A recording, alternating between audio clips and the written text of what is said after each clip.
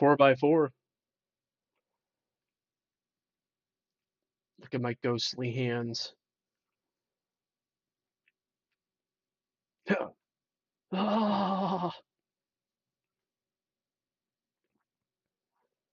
sorry, I'm still fascinated by simple things like that.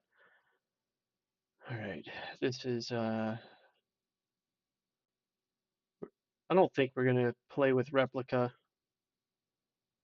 but a little bit of follow-up from last week. Hello, audio is good. I'm glad to hear it.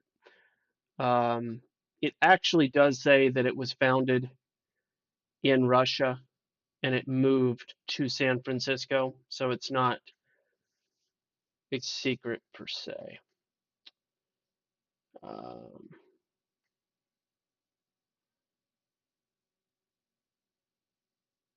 so anyway, moving on. I coined a phrase today. Coined a phrase. Let's see. I'm just gonna see if anyone else has ever said this. I'm sure someone else has said this, but I wanted to briefly. Ah, gee, I didn't coin anything. It's unsurprising. To be fair, it's unsurprising. But here you go. I said the words quantum logic as a joke, but I knew. I didn't know. I just, I expected it was probably a thing, that expectations aren't the same as knowledge.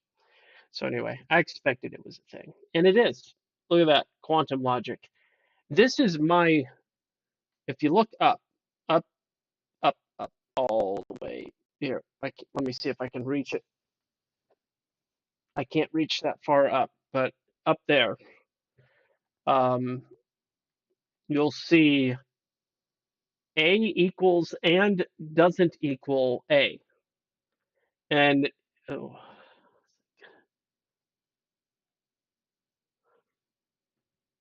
oh no, it's on my camera there. In my opinion, which means next to nothing necessarily, that would be the best definition for uh, quantum logic. It's the Schrodinger cat. I don't understand. I mean, maybe somebody could correct me. Maybe someone could correct me, but it's my impression that if you apply quantum philosophies to logic, what you get is the violation of the law of non-contradiction, and they're okay with that. Pretty sure that's where we're at. Hello, hello, hello, peeps, all the people. Does anybody ever experiment making beverages? This was sparkling black cherry with a touch of toasted marshmallow and not butterscotch, but a type of butterscotch syrup and almond extract. Um, so what it tastes like is a homemade cherry cream soda. Am I the only one that does these sorts of things?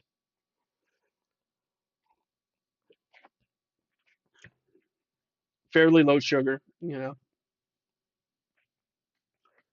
fairly low.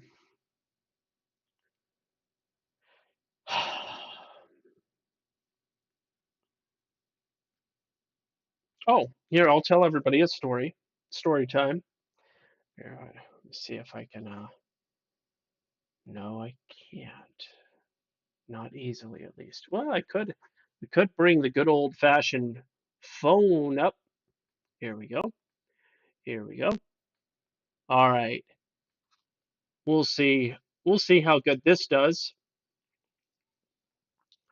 Ah, gee, come on, come on, focus, focus, focus, focus, focus. Stop blurring it. Stop blurring it. You saw it for like half a second, huh? Oh, there. Uh. Uh. Uh. All right, you see that? I have to put it in an angle. How peculiar. Stop it. Stop it. All right, you see that? That right there is a power pole. Here, I'll see if I can find you the other one. All right, here we go. Gotta put it in an angle.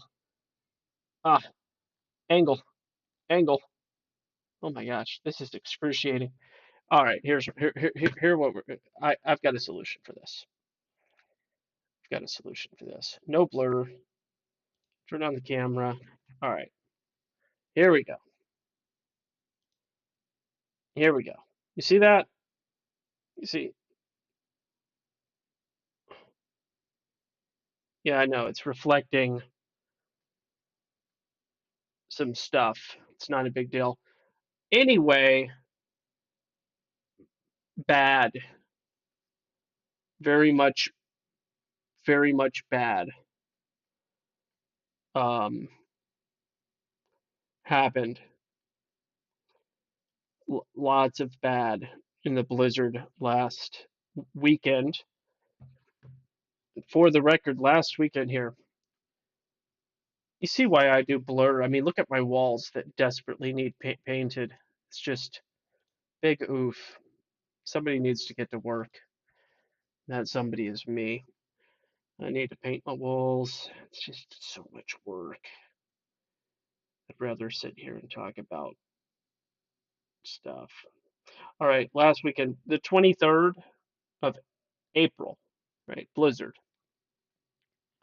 We had like, I don't know, between 12 and 16 inches of snow, which really wouldn't have been a big deal, but there was also ice. And anyway, over 600 power poles in northwest North Dakota either snapped in half or fell over, and we were without power for 51 hours. It was not pleasant. What's up, Shadow Man? What's going on, brother? Well, You guys recover from the storm all right? we did physically. Nice. Physically, we rebounded. But yeah, there's some people that are still without power. Thankfully, it's not the middle of winter, but it still got very cold. It got down to about 48 degrees inside of the house. So that was very unpleasant. You guys don't have a wood burner, do you? Like in the house? We don't have that. I actually, the day that our power came back, we were out all morning and all day hunting 2 hours away from where we live for kerosene, and I had purchased a kerosene heater, and no one had kerosene because everyone in North Dakota traveled everywhere else for generators and other heating things, and Right. almost everything was sold out. But I did end up finding kerosene, and about I got the kerosene heater put together and running about 3 hours before the power came back on. I mean, better late than never. Better. With those kerosene heaters, and I know we did this when I was in Alaska, you can also run low sulfur diesel through them because as far as vocal content, or was it VOCO? I can't remember the word. The volume by content of hazardous materials is about the same. So if you can't find kerosene, diesel is always available just about at every gas station. So you just do the equivalent in diesel. I would be comfortable doing that outdoors. Well, I did it in a tent for multiple weeks on end and never suffered any ill effects. You just got to make sure you have ventilation into the attic, That's really about it. So open up the crawl space, or most places have a Sure, like vents you can open, sure. I did especially on the this older houses. in the basement, Yeah. and there's a chimney that goes through the basement. It's broken, but it's a straight shot of about 4 inches by 4 inches straight up into the sky. So, Yeah, I mean that's more than enough. We had, I mean, the stoves were technically sheet metal with what looked like a hmm camp stove burner in there, and we tossed diesel in them and ran them until they glowed cherry hot and fell yep, asleep, and none of us died. Maybe we were just made out of stronger stuff back then. I don't know. But yeah. you could definitely tell when you got a little bit of carbon monoxide because your head started to hurt a little bit. But you just ignore that.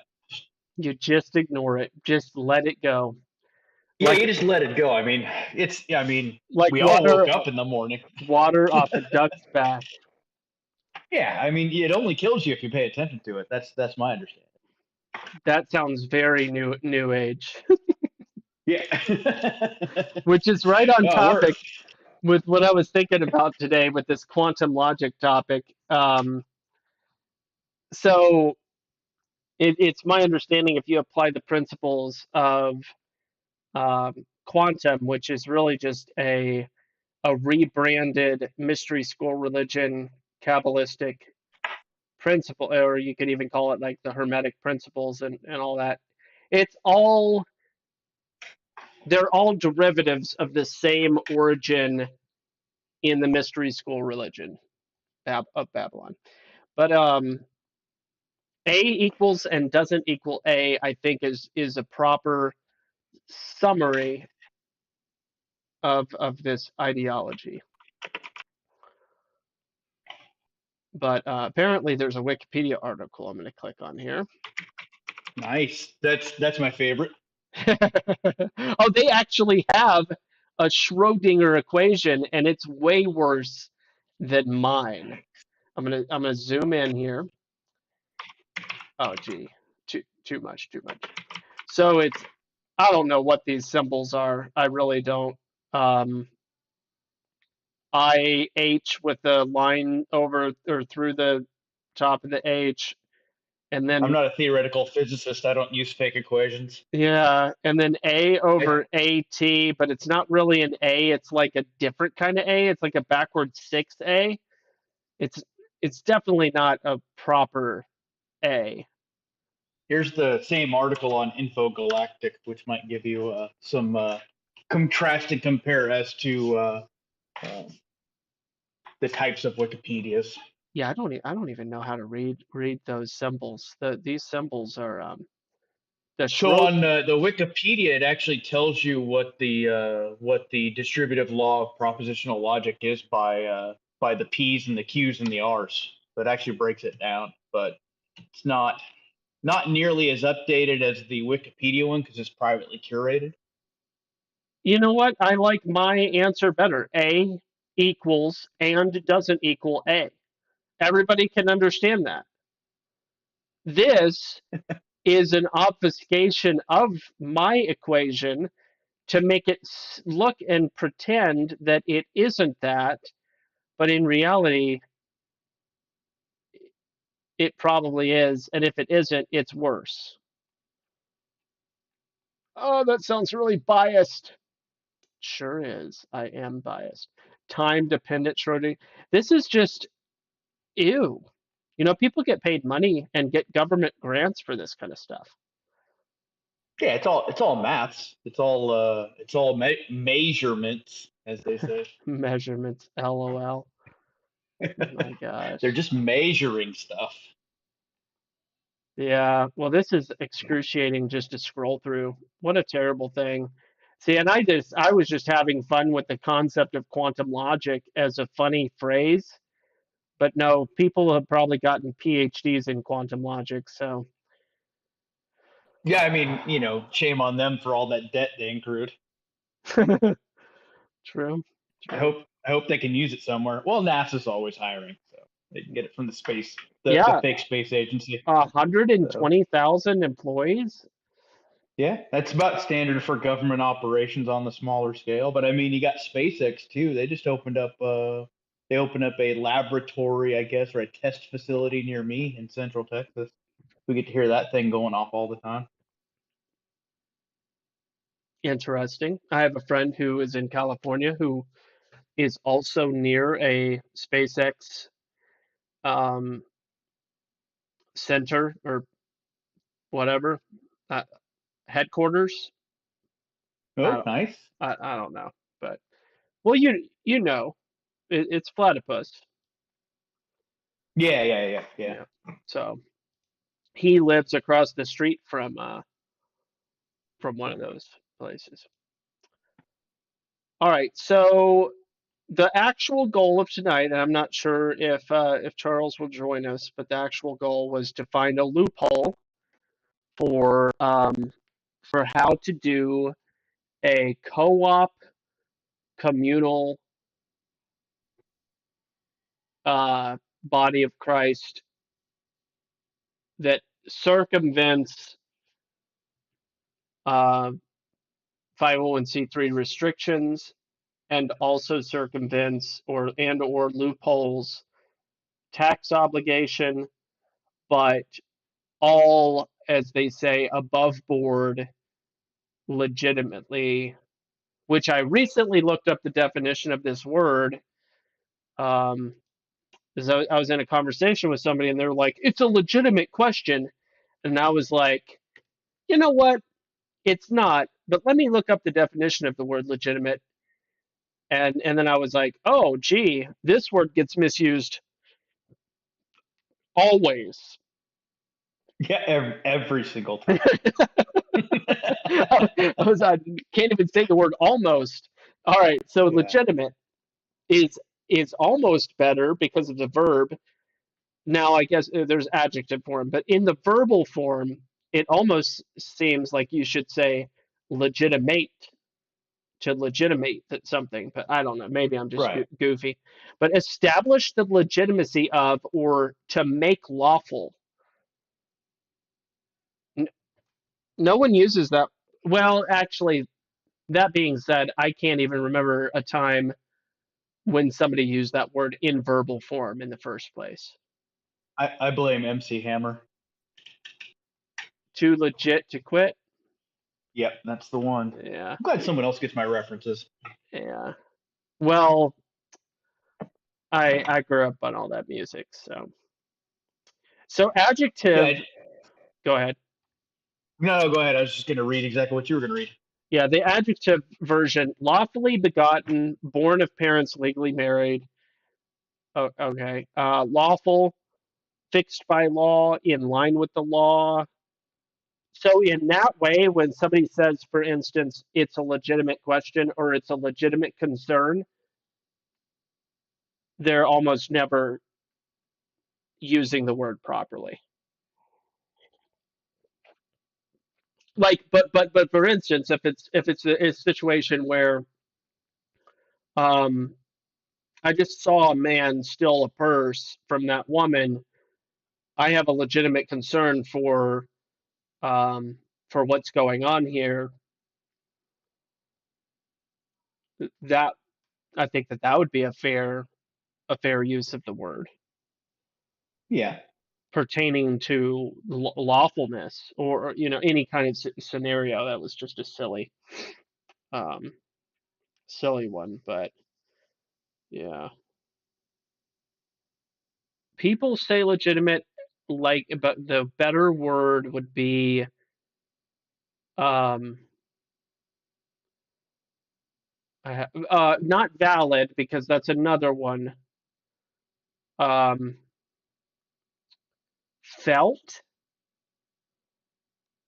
some synonym of the word felt, I think. Right. I For mean, isn't even, do you even need to? Could you just state whatever you're going to state emphatically as a statement of correct. truth as opposed to I, using a verb or an adjective to assist in the legitimacy? sure, like I have a concern. It doesn't need to be a special type of concern. I have a You instead. could, yeah, you could automatically infer that the concern is legitimate, right? to use the colloquialism, Yeah, just by the person stating, "I have a concern," right? Because you're not going to be like, "Well, your concern's totally not legal." or his face. Right? Yeah, for sure. Yeah. Well, Hilarious. all that little tangent. Yeehaw. Um, is this that map?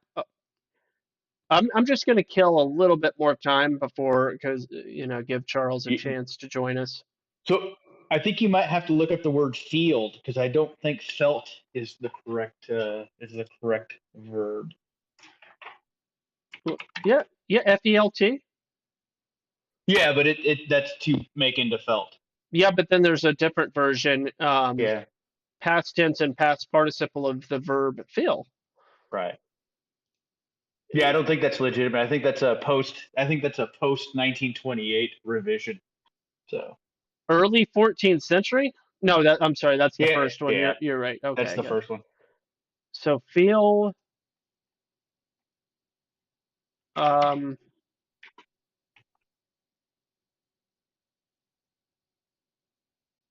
to have an opinion or conviction. Yeah, that checks out. Fela, Fuelin, Falma, Paul, Salane. Interesting. To thrust, strike, or drive. Alrighty Nice. then. That seems like something that has to do with some sort of jousting and or um, I don't know, whatever they call the thing where the guys dress up in the weird wicker face masks and shoot each other with sticks. It's still jousting, isn't it? Fencing. That's the one I was thinking. Fencing. Oh, Fencing. yeah. Yeah. It's like jousting, just not as masculine, I guess. Or fast. Or fast. Yeah. Or on or horseback. So I am sharing the screen, so you should be able to see this.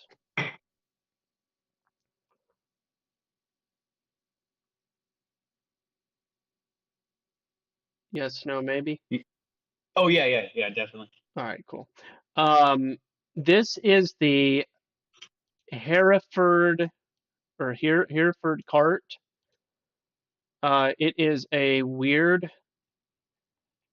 Here we go. The Mediterranean. Here's the Mediterranean Sea, for instance. I forget what year this one is, but I was looking through this, and I think it's like I don't know, 1500s or something. Uh, trying to see if I can find here. I guess I'll just have to look its name up again. But I was looking through this map the other day, and I found a lot of really peculiar things on it. The Hereford Mappa Mundi dated from the 1300s, circa 1300. So there you go. It's an old map. Okay. So there's this dude that looks based on the whole stigmata, I guess is the name for the piercings on the hands and the feet. Yeah, I believe. Well, that would be not the original, but I think that's That's when it shows the up on common. somebody else. Yeah, somebody else. Oh, Yeah, they're okay. Christ-like punctures and scars So on.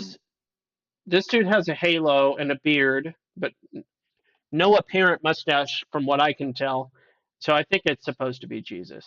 But I don't know. He has a very goat-like or flowery-like mane, I guess you would call it. Uh, and he definitely isn't doing any orthodox like hand symbols. His hands are just like stop, don't shoot. um, Yeah, yeah, nice. um, but then there's these angels around him, and then this dude with the cross. So I'm like, wow, man, 1300. How fascinating! It really is fascinating to me. The religious artwork from ancient religious artwork, pretty fascinating. Then I saw this helix thing, which is a very interesting historic design, as it goes back to the Caduceus Hermes and all of that, but some people would say it's just artwork. Um, so then you've got a blood river, like here, and let me show why it's distinctive. Blue, red. Right. This has definitely got blue fragments of blue left over, and this is red, and that is unusual. And then let me go ahead and find. So we got the unicorn with a exotically long horn. Um, we've got a good old fashioned, not actually rhinoceros. It looks like a horse whippet pig something. Just, I always take into consideration bad art, or bad artistry, not bad art, but Right. just. But Look, here's the, so but here's the thing. the worst cave paintings ever, like the worst cave, like so when I would travel through Arizona and New Mexico, especially New Mexico, they have all the cave dwellers on Uh, the freeway there, and they have the worst primitive art ever in the history of mankind in there, where it's you can't even tell what the animals are because it looks like thumbprints yeah. with plant based paints. But please continue. Okay, so on the contrary, this thing has wrinkles on its nose, lots of detailing on the ear. The hind legs here have a fascinating hump. And what I mean by that, and in the wispy tail, there's actually quite a lot of detail to this. To suggest, like in the hooves, look very well done, in my opinion. So then to suggest that it's grossly misrepresenting whatever they were trying to represent seems uh, n- not very good. It I don't know what this word. It almost looks like it says elephant there, but um, but I don't know if that is an elephant. Then I don't know why that's an elephant. But then you've got the man with the man horse. But but crazy enough, not only is he a man horse, but he's carrying a snake by the neck, um, draped over his back, and the other end of the snake, like the tail of the snake, he's holding with his other hand. Weird. And then you've got a griffin human dragon thing. Um, a dude in a fetal position with a pipe, I guess, maybe. Uh, the man bird hoof creature. Um, this was a map. And there are places on this map that correspond to real places. Now, here's a weird creature that I just recently learned about as a quote unquote mythical creature, so to speak. It's the creature of a kind quasi human body, but the face is in the chest. Um, they have a name, and they were allegedly spotted in Antarctica. I think it starts with a U, but I can't remember. Headless. I'll see if I can find it. Antarctica creature. It's got a weird name. Not a very common name. Um, bizarre. Nope, nope, nope. Humanoid. Humanoid.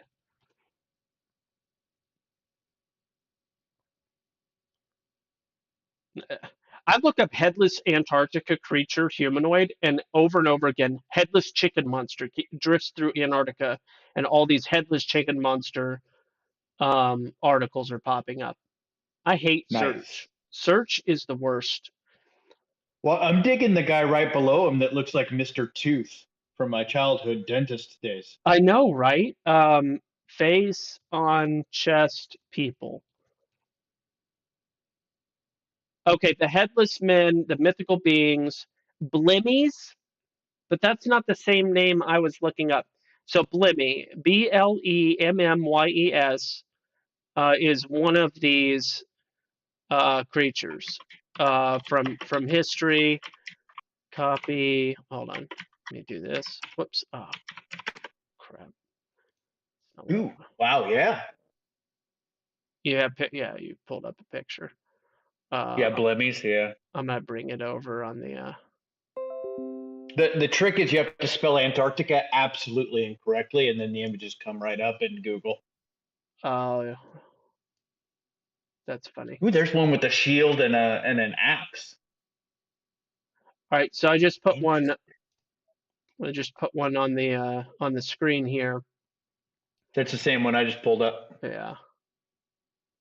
So, but why though? Like, just imagine being, you don't really have electricity. You're just a dude 1,000 years ago, and you're like, I'm going to tell a story. And your idea is, I'm going to tell a story about people that don't have heads, but instead of them not just having heads, they have all the same things as that they would have on their face. It's just on their chest. I'm not saying that these creatures exist because people imagined them, but I'm just asking, why did they imagine them in the first place? It's really weird. Yeah. Well, that's this one that I found on Retrospect Journal about the Blemier. I don't know. That's a word I can't pronounce. Um, Blemmies. yeah. It references Rick Riordan's Trials of Apollo series, but that doesn't mean anything. Those are all 19th and 20th century books. So There's a whole different name of a creature very similar to this with the face on the chest kind of thing, and yeah, here they're all let me white, toss this in the chat. and they're in Antarctica, but I can't find the creature. Oh, we just saw it in a video. Some stupid, um, one of those trendy YouTube videos that it makes a list of the most unusual creatures in the world or mysteries, unsolved. I don't know, one of those stupid things. Here's a whippet. So here's a dude with a whippet, um, with a very fantastic hat.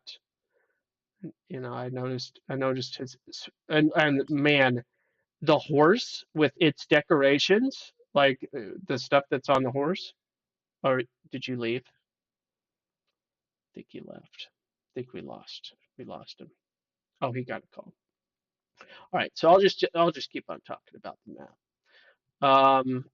You got a Cyclops dude, eye in the middle of his face. He looks like the Pope or something with some kind of a scepter. Um, and then you have these two dudes that are standing, touching each other's chest and belly, holding stabs. That's important. Not really, but this actually says leopard, right? There's a name. This says Leo, but this says leopard. So I don't know what that's about. Um, back to the plant. This looks like a gazelle type thing. Um, good old pigeon. Unicorns. Omicron. I don't know what that says. Um, that looks like an elephant. Now that is an elephant makes perfect sense. That is perfectly acceptable as an elephant. You got like this dragon face. I mean, there's some creatures. There are some creatures. I tell you what. Somebody thought this stuff up. All right, so we go back to the top. Um, these different land masses, they represent different places. Just like over here, the Mediterranean Sea. So this is like Europe, and then this is something special. And I don't know what. And I don't know what this upside down gesture looking creature is. I don't know what that is. You got these dragons that are intertwined in their neck. That's suspicious. You got this dude with elephantitis of the feet doing some weird flexible stuff right there. Kind of weird, kind of weird. Let's see.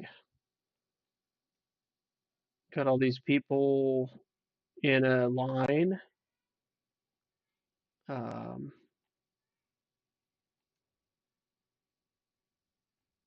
Looks like there's a herald with this horn calling the people to join something there. This dude looks like a monk or a friar or something. Pretty crazy looking bird that's eating itself or something. Like there's a big hole in its chest.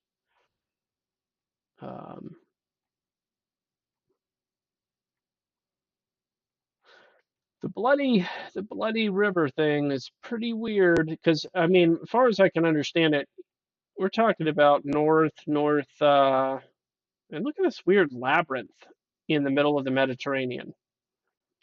That's kind of weird. And there's several fish-shaped islands. That's kind of weird. There's a mermaid type creature.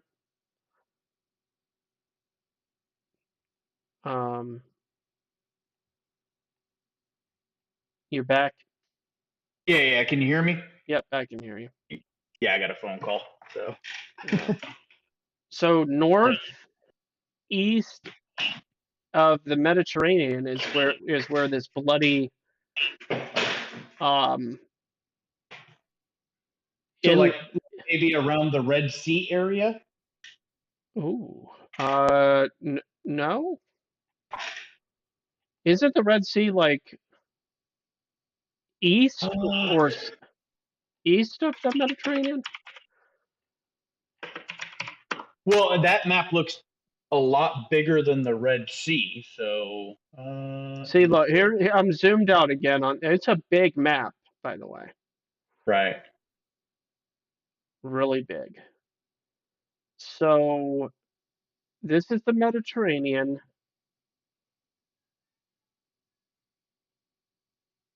Right, so technically the Red Sea would be southeast of the Mediterranean. So it would be coming from the Mediterranean through the Strait of Hormuz next to Egypt or next to the Sinai Peninsula. It would meet the tip of the Sinai Peninsula at the Gulf of Aqaba and the Strait of Hormuz. That would be the Red Sea. Hello, Fear.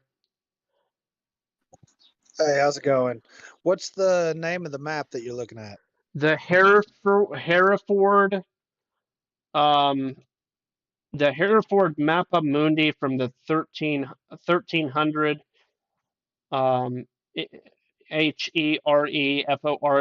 Mappa, MAPPA, and then Mundi, MUNDI. It's just got a lot of really unusual creatures, but not just the creatures. So then, okay, so you can obviously look at all the creatures and you can just write them all off as myths and fairy tales. And for whatever reason, they decided to put these different myths and fairy tales. By the way, I did find an elephant, Shadow Mine. No, did you? Did you find an elephant? Like, there's a bear right there. You just scrolled past a bear. Like the centaur is pretty neat. I like that guy. See, this is the elephant.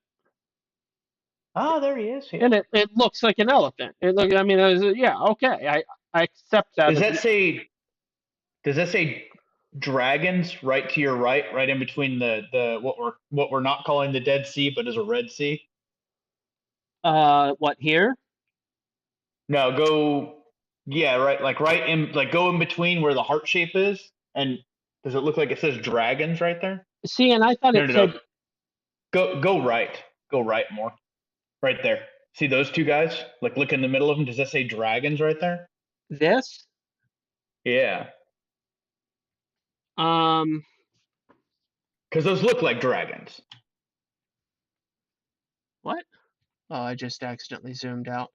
Um, Yeah, I guess maybe I'm about a minute behind you. oh, wait, Yeah, there's the lag. But it's those two that are like a yin and a yang right there at the top where those guys right there. yeah, I'm thinking that says, I thought it said Unicone, but it could be a D, R.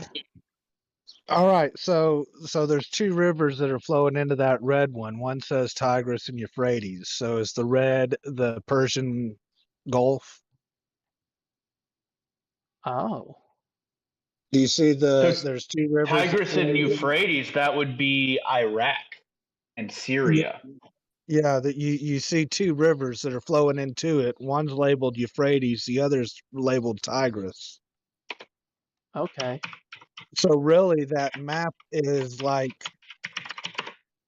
if you turn it clockwise 90 degrees, you'd be getting like a closer look of like where everything's positioned.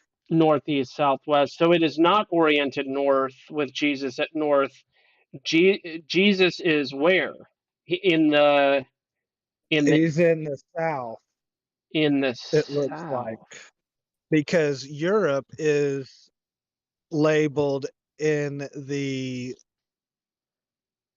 bottom left quarter of it, isn't it? Oh, okay.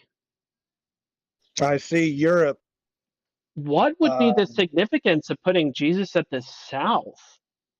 Well, what's more important is if you look halfway in the middle of this painting, you see a large tower that is kind of like the Tower of Babel, which would be directly in between the Tigris and Euphrates. You're talking about like this guy,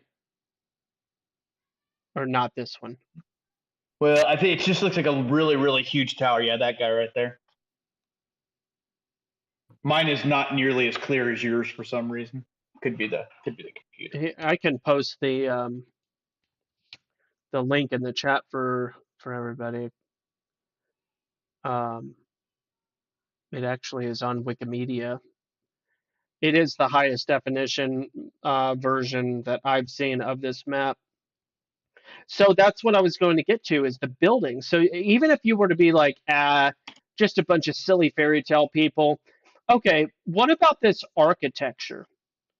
There's some really unusual symbols. That almost, yeah, this is a weird looking boat.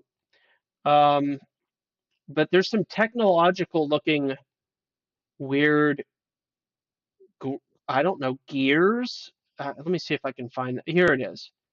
This weird thing, to me, this is weird. I don't know what this is. This is like some Leonardo da Vinci stuff right here, to me.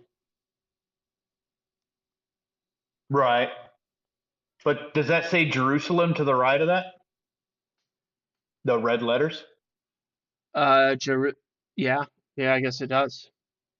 Because up by that castle that we were just looking at, that says something Babylonius, and then to the left of that is Mesopotamia. Oh, okay, hold up. I'm just now noticing this is the cross. Yeah, I'm seeing that just now too. It's the So cross. that's Bethlehem right there. That's Bethlehem to the lower right. You can see it. Yep. Just over the top of it. Yeah. The cross is almost appears to be posted into this thing. So would that be? What's the name? Why is my brain blanking? The hill of the crucifixion. It's the name of the hill. Oh no, you're not. Start with a G. No, I lost it. It was on my brain, but I can't remember. This here. Hey, can All right. In your map, can you do a rotation on it? I can if I do the if I open it up differently. Yeah. If Uh, you open it up differently, do a rotation 90 degrees to the right. all right. Yeah, so cavalry. Cavalry? Cavalry. Level up said Golgotha. That's what I was gonna say, but yeah, I didn't know. Okay, so we're gonna open it up this way, and then I'm gonna squeeze this over. All right, here we go. So then rotate, rotate. All right, so now, oh, and it just so happens, um, Now rotate back one rotation. Go back one rotation, and then you should be, that's forward rotation. Yeah, because the That's Tigris right should there. go upper left to lower right. If you're Right. looking at the Tigris. That's it right there. so do it like this. Yes, that'll give you the close to the, because if you zoom in, Yeah. So that red spot now you're becomes looking at the Jerusalem. you That's Jerusalem. That's Jerusalem right there. in the center. Yeah. Uh-huh. Yep. And this is And what, then to the right, Africa, Asia, yeah, Africa, and Europe. yeah, Europe is in like the what, the 9 o'clock to 12 o'clock position. Africa is in the like 6 to 9 5 o'clock to or 5, 5 to 9. okay. Okay. Ooh. I just found Sodom and Gomorrah. Really? That's a Yep, mysterious location, but they're listed on here. So if you go to the V, the upper V, where the red river is. If you look, see where that canary looking thing is. this guy? Okay. So just right there at the tip of the red river, see that canary? Right inside that lake to the north, that's Sodom and Gomorrah. Oh, there it is. And it got completely, what, isn't that what it says? Swallowed up or, Yeah, swallowed up by the earth. Yeah. and look, they're actually representing that. How, and that is actually about where I've seen Sodom and Gomorrah claim to be in this area, just east of the, yeah. Interesting. This is such a weird where there's so much going on. I'm gonna put it back in its orientation. Um, Jesus in the East. Everything's written with, No, it makes sense with Jesus in the east. go on. So the sun will rise in the east, right? Okay. So since certain customs, certain associations were made with Jesus, the Son of God, and the correlation to the sun, right, as part of those pagan worships that came after and even before the fact, then that would be where the sun rises, would be in the east, right? hmm So So having Jesus in the east of the map would make sense, because if you look in the west, there's nothing over there but a little devil frog looking thing. all right. So check By this. orientation of the map, Sal. Good. Just check out. I mean, I just look at this and I go, there are cities everywhere, and they all have really nice buildings, like really nice buildings, fancy. I know it's just cartoonish, but you can imagine if this is a cartoon representation, these buildings that are the feature buildings of each one of these cities would have to be pretty impressive. They're all very, very similar, but they're not identical.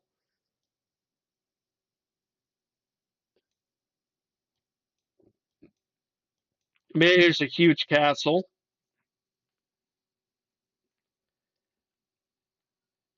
I just found the giant foot guy from another thing I was looking at. That's weird. Yeah, the foot people. It also shows where the ark is, like Noah's. Oh, it. So it shows Mount Ararat. Nice. Yeah, but if where Babel, or the Tower of Babel was, if you go, toward the left and just follow that. Okay, go left a little bit more and just follow that river up. Oh yeah, it's right there. Holy Yeah, crap! Where? go down Right a little there, bit. underneath that horse dog thing. Okay, that's what I was wondering. Is that Noah's Ark? Oh, it does say Arca. No, okay, so yeah, it does say. Yeah, Archa Noe, Noe. Yep. So Mm-hmm. the original name for Noah in the pre-English versions. Yep. Which makes sense because they would have gone downriver from there and established Babylon. In that says something there, but there's pixelation.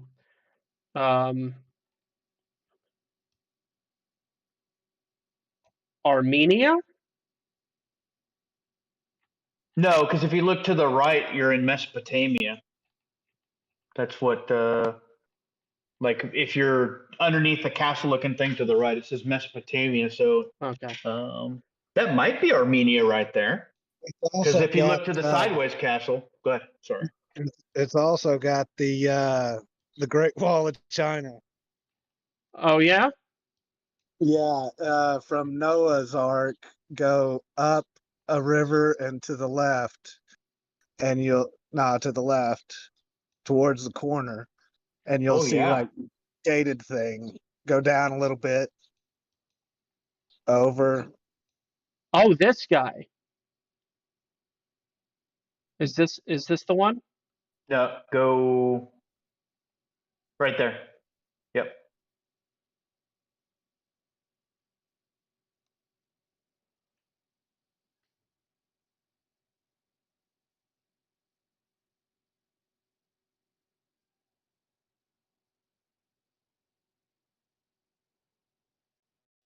There are people that can translate this. This is true.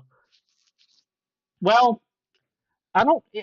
I think that 1300 is still considered Old English and not Middle English, although Middle English is a lot older than most people realize. I can't I remember. think most of it is just getting over the font they use or the type of writing that they use. Font, like they're on a computer. The type of writing they used, right? Yeah, typeface. Yeah, because that could be a little bit confusing as far as because that says Capricia. Like if you go just to the right, there's like three castles, and the bigger the bigger the three castles. It's just directly right of the Great Wall of China. So wherever that was. This guy here. Yeah. So Carp. it's right there, the one in the middle. It looks It like says Carpia, and I can't read the second word. Carpia Kuntis or something. Yeah. Yeah. But anyway, I looked at this for a while, couple of times. Oh, they're cutting somebody's foot off. It looks like these two goat men looking things are cutting somebody's legs off. Is that, Nice. yeah, mobsters, I guess. Yeah, it's just wild. It's a deep and involved map. And this is from the 1500s? 1300. 1300s. Wow. Yeah. Yeah, and that's what's kind of, so there's so many people that are into like the mud flood stuff and they're like, no, you don't understand. Uh, like all of history actually just recently happened, and the year is a much smaller year, then you realize, and they say this sort of thing, and I'm like, well, I hear what you're saying, but there's a handful of different things that make me doubt that claim. One of them is always uh, genealogy, but things like this too. The, I don't know. Hello. Well, Oh, and that's I know some of their argument is kind of the lost 1,000 years. yes. I've explored that theory before, and I find it very interesting. But there's not much to support it. Although documentation prior to, like, during the Dark Ages, was not all that well kept. Plus, you had the two fires in Alexandria that also lost a large portion of the culture, and or it ended up in the Roman Senate, which is now housed by the Boner Pope hat guy. Yeah. Hey, just real quick, So I want to go ahead and say hello to Preacher Bear. nice. Welcome, Preacher Bear. Hope life is well for you over there in England. And um, yeah, Haven't talked to Preacher Bear in a while. yeah. So we were looking at this crazy map until you showed up, Charles. I'm glad you joined us though. Yeah, It's called the Hereford uh, Mappa Mundi something or other. It's from 1300, and it is crazy. that's what they thought that things looked like in 1300, or I I, I don't know, man. There's a lot of weird things on there, and a lot of it has like a significant amount of detail. So just so you know, the orientation of this map should be like this. This being north. So if you point, the Jesus is up at the top. So if you point him east, then you have it properly oriented. But the map is made with east being oriented to the top. Well, the four pillars of the Earth are actually listed on the map as well. Listed? Yeah, they're on the map. The four pillars of the Earth are on the map. So look right above the Red Sea. You see one of them there, and if you go to each of the four corners, there each one of them is mapped by a symbol. Like See? like this? Yeah, I that one right there. That's one of the pillars. There's another one there, and then there's another one opposite to that, and opposite to the other Oh, side. it is a different symbol. It's a different symbol. Okay, and then so, oh, S. Oh, is that S for south? Oh yeah, those are cardinal. Like, Those are the cardinal directions. well, I didn't see an N. I just kind of saw like an O, Okay, and then like so an omega. So maybe they're just symbols I don't recognize because I'm a layman and I work with my hands. all right, so this, yeah, it does kind of look like an O or a Q. I can't quite tell. Um, then there's this one that could be an N or an R, maybe, or a U, and then there's the S. Let me orient it the right way and see where the S. Whoops. All right, so where is the S? Oh, weird. The south. If that was south, then it's in the wrong spot. So maybe they're not cardinal directions, because well, the I would reason I was imagine thinking, they're That's what. not, because on a map like that, north would be the very center of the map, and south would be the most outward part of the map. well, this is a local map. This is not a world map. Oh, As far as I understand it, it's not a world map.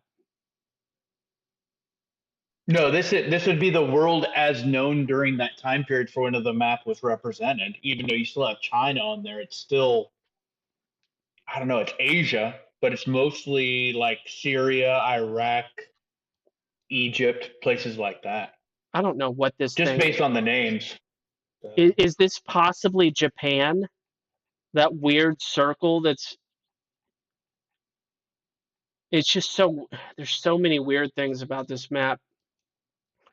Um, but yeah, thanks for pointing out but why are you calling them pillars? Is that your interpretation, or was there something more than just Well, it's obvious there's a biblical tone to this map, sure? Yeah, and it would just be a representation of the four pillars that hold the earth together. yeah. So, or a representation maybe of the four winds or something along those lines. So No, interpretive. there's angels Yeah. blowing somewhere on here. I saw that. Look, no, that's a dragon, but somewhere I think that there's angels blowing. Um,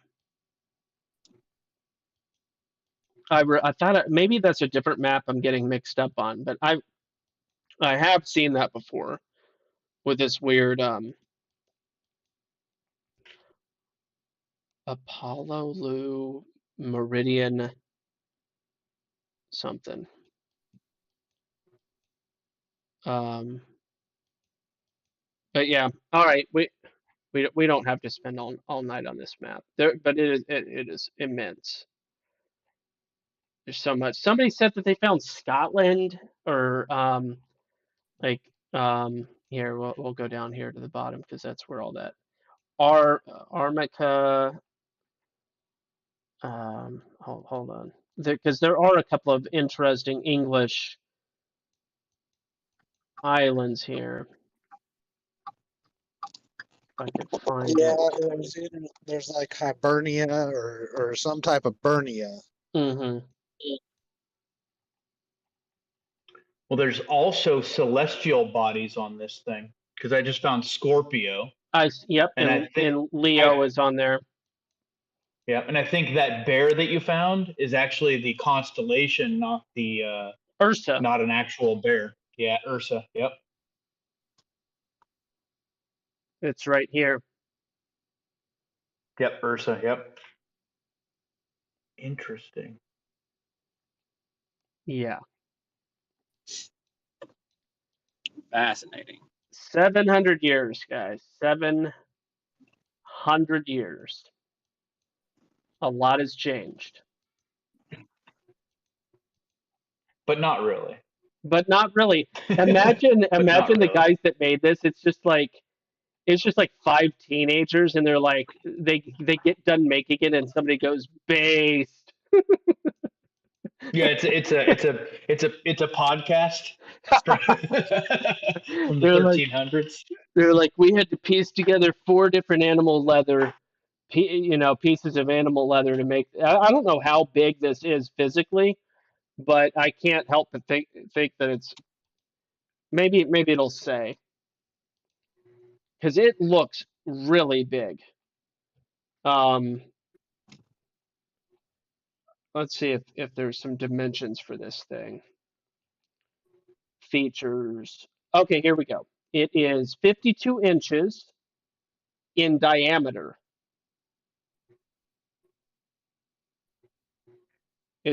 It's made on vellum, which is animal skin. So I was right. On that part. The Red Sea is colored in red. It depicts 420 towns, 15 biblical events, 33 animals and plants, 32 people, and 5 scenes from classical mythology. Garden of Eden in a circle at the edge of the world. So that's up by Jesus. Yep. That does make more sense. And then Jerusalem is the center. East is on the top, just like we figured out ourselves.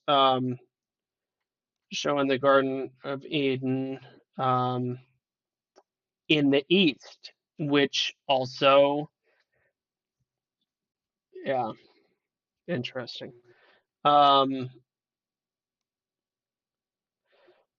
Africa, Europe. All right. Curiously, the labels for Africa and Europe are reversed, with Europe scribed in red and gold as Africa, and vice versa. Interesting. Oh my gosh, I can just hear the conspiracy theorists right now with the whole like Africa was actually the land of the white people or something. No, like I think Big Bear Stream pretty much put it in perspective that all the ancient gods were actually white people. They were, well, he said Europeans, but you infer. Yeah, yeah. Right, because they would go to all these primitive tribes that were, swinging and poking spears at, and they would look like sophisticated beings Yeah. with their wheels and all that nonsense. The Monoceros, the Blemmies. Yeah, so the article on Wikipedia does a pretty decent job delineating everything out and giving a map for Noah's Ark is just like you all said. Gog and Magog is on there. I think I found that myself a while back. The British Isles. But yeah, it's intense. All right, harsh segue. Nice. How I do like the rough cuts. how do we do it, guys? How do we circumvent and loophole our way to establishing a body of Christ of believers that operates like a well-oiled machine, doesn't succumb to the restrictions and lunacy of 501c3 stuff, and also operates, if at all possible, free from taxation, because taxation is a moot point legally. Well, it might help if you recap from last week where we ended up. You got any mores that are in the chat? No, I don't think so. No.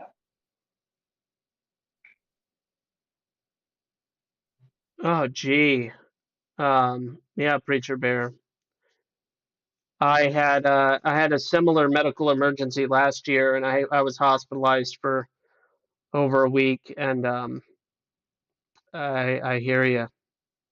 I'm less of a man in the physical sense. They took an organ out of my body and then took another part out. So I have less than what God gave me. I hear you. You're getting a new body anyway, so that's nothing to worry about. Yeah, I know. Preacher Bear was saying he's been very ill. He almost died of organ failure 3 days ago. He's not out of the woods yet. So he put that in the chat. I was just reading that. Nice. I mean, not nice, but you know what I mean. Yeah. So where did we leave off? I think that we basically discussed that the actual restrictions as they read, which we all know are prone to interpretation and legalese and all of that. We learned that 501c3 is not something you have to apply for as a church. It's one of the few organizations, if not the only organization, that automatically is deemed a 501c3, which I find either so nice and helpful. But by law, they have to be recognized religions. That's something I found out over the week. Oh, okay. Because there's an approved list of recognized religions. So this harkens back to the Church of Scientology. Where's that for list? 10 or 15 years, I don't know. It's on a Department of State website or some sort of website where they have the sanctioned religions. So back in I believe it's the late 70s, early 80s, the Church of Scientology pretty much berated the federal government until they gave them religious status for 501c3. I don't know if you can see my extremely confused face. So I type in the words recognized religions, Department of, just for Yeah, keyword. Department of Defense has the authorized religions for There's a newer list than whatever that one's going to be, because I think they revised them again in 2019 to include the Church of Satan and some weird, fancy Wiccan kind of things. Bro, You know, what on earth does the Department of Defense have anything to do with this subject? Oh, so what you mean as far as recognized religions go? Yeah. You've heard of the term conscientious objector, and you've also heard of the term draft, right? Oh boy. So as a result of the 1970s draft initiative, the Department of Defense had to restructure its definition of religion, right, to accommodate religious objectors to drafting and give them a legal means to be opted out so that their prisons didn't fill up with deserters. Well, isn't it also true that if you reject, you lose your right to have a driver's license? Is that a lie? That's a lie, because driver's license are state level, and technically you don't need a driver's license to operate a vehicle. You can lose your ability to apply for federal funding for things like college and things like that, but like you can't lose your like ability to drive or anything. I was told at the age of 16 that if I didn't put my name down for eligibility for the draft, that I would not be given a driver's license. Everything is a choice. Everything is a choice. It's deception by coercion. Yeah. But technically he's right. You would lose. I've never seen anything in writing that states that you wouldn't be able to lose it. You're not available to apply for federal loans and federal funding and stuff like that. Yeah, so you'd have to look up the Selective Service Act. Yeah. And the Selective Service Act would tell you exactly what the negatives are. I think they even put in there could affect citizenship, but that's nonsense, because you're still a citizen by natural birth. Yeah. So. But yeah, the recognized religions for the Army are your basic Christianities plus all your weird nonsense stuff that they added in there in the last 10 years. Well, and also it has it honestly has less to do with the draft and more to do with like recognized religions for the purpose of chaplains and such, as far as like religions they support or like spirituality that they support, like and as far as support, I mean just offer like moral support for, because like if you're like a Pastafarian, they're obviously not going to have a religious leader in the Pastafarian blah blah blah. You can't expect accommodations for us to have a worship service for you. Like we don't recognize that as an official religion in the sense that like we support your religious ability to worship in a congregation type deal. So like there's not going to be a religious leader from that religion. Only the recognized religions have leadership, so to speak, or representation. Right. Now they've got so one of my chaplains is a catch-all chaplain. That's what we call him, because he'll do services for every major religion the Army has. Wow. Yeah, it's pretty cringe. Yeah.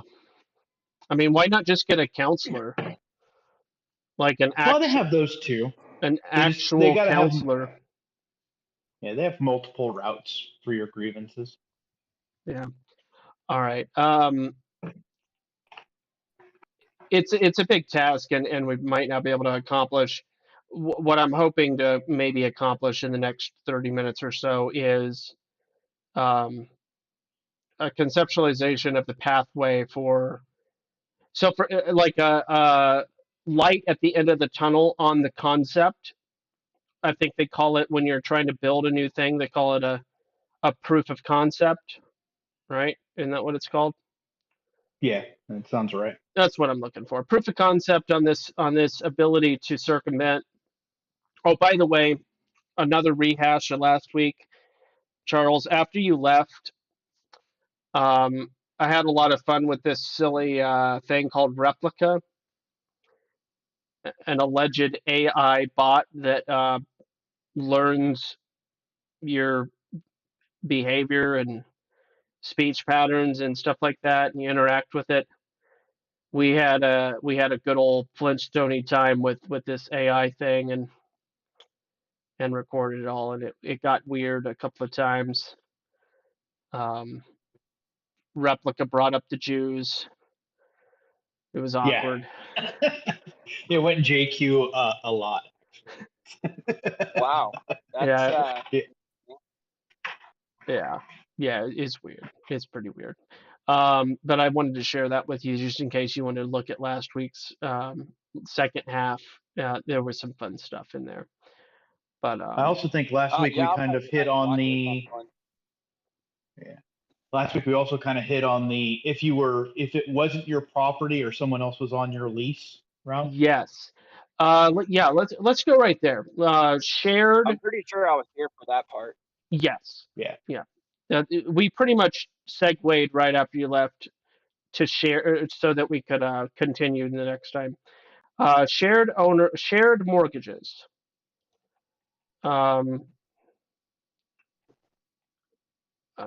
Shared equity mortgage. Is that what we're looking for? Shared equity mortgage. How a shared equity mortgage works. This shared. No, I think it's probably co. You'd have to use the word co because shared equity is the owner and the owner and the buyer, right? I guess Fear had to leave us. Co-owner mortgage. How to buy a house with multiple owners. Here we go. Can include siblings, parents with children, unmarried partners, friends. Okay, there's plausibility. See, I knew that gay marriage thing was going to work out in our benefit. Oh boy. According to Kobuy, which is apparently a company, Kobuy, an estimated 25% of all homes sold in 2021 were co-buyers.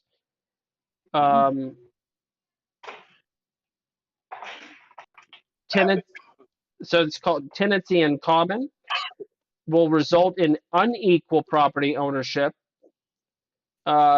Then there's joint tenancy. So it seems to me that we would be applying tenancy in common. Each individual has an equal right to the use of the property, but all parties must agree to sell the home. If sold, the proceeds will be divided based on the percentages. So technically, it seems like you could do like one person's at 50 and everybody else is at 5% or something. That seems like one of those agreements where, like joint ownership in corporations, where you have unequal equity in the corporation based on the initial contribution of each party. Yeah. It's all very contracty. So 2 or more families buying a large home to live together. Okay, so I wonder if residency is required. Okay. This goes back to my financial education when I was I worked at Navy Federal. I had to take all these classes, and I remember there being something in relationship to a loan, and in order for you to be on a loan, you had to have a vested interest in the loan, or you couldn't. Like you couldn't take a loan out for somebody else's car or something like that. Right. We discussed it. Yeah, didn't we discuss this last week with the vehicle I sold? Where I had to have the person added to the loan because they couldn't get a loan to buy the vehicle from me because of the negative equity that was in it. But they could be added to the loan and take over the payment. Yeah. Which still left me if they I think they missed one payment and I ended up having to squeeze out a payment 1 month for them. So. But I actually had to provide a written contract, a legal contract to my bank to have them added to the loan on that one. So that was kind of a special case.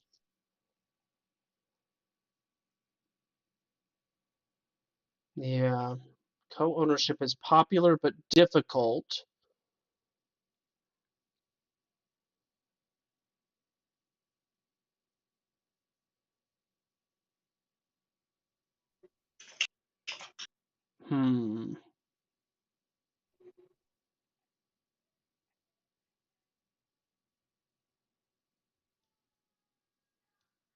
So non-residing co-buyers is the question.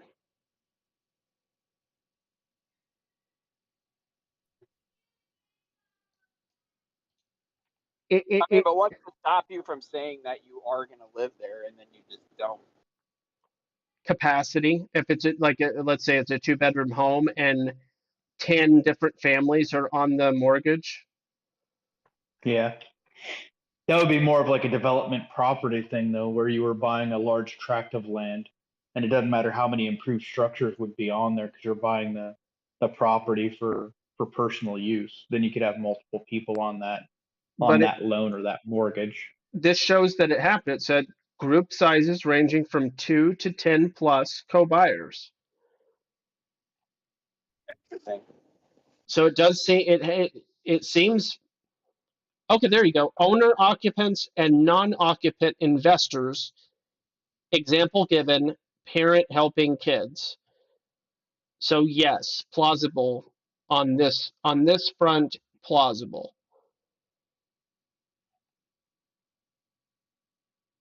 Well, it's kind of like what the whole community thing, like that we had thought of. Yes. In that sense, like where you would have multiple people that could all potentially go in on the same property, and then you would just have an ownership stake in the property. Hey, by the way, the city I live in, I think the city that I live in could be purchased for the whole city for under $2 million. Wow.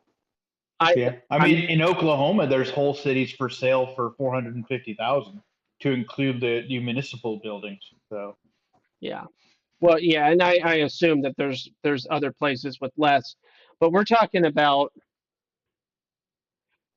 a town that used to be, right? The place where I live, in the coal days, the 1950s.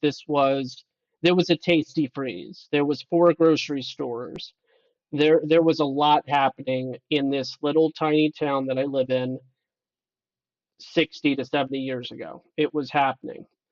And all those people were teenagers then, and they're dying now. And teenagers and young adults, and they're all dying off. And there's in 10 years, I can't help but think the population, unless a bunch of people move in, the population is going to dip down to 20 people instead of 100 and something. And by 100 and something, I mean 103.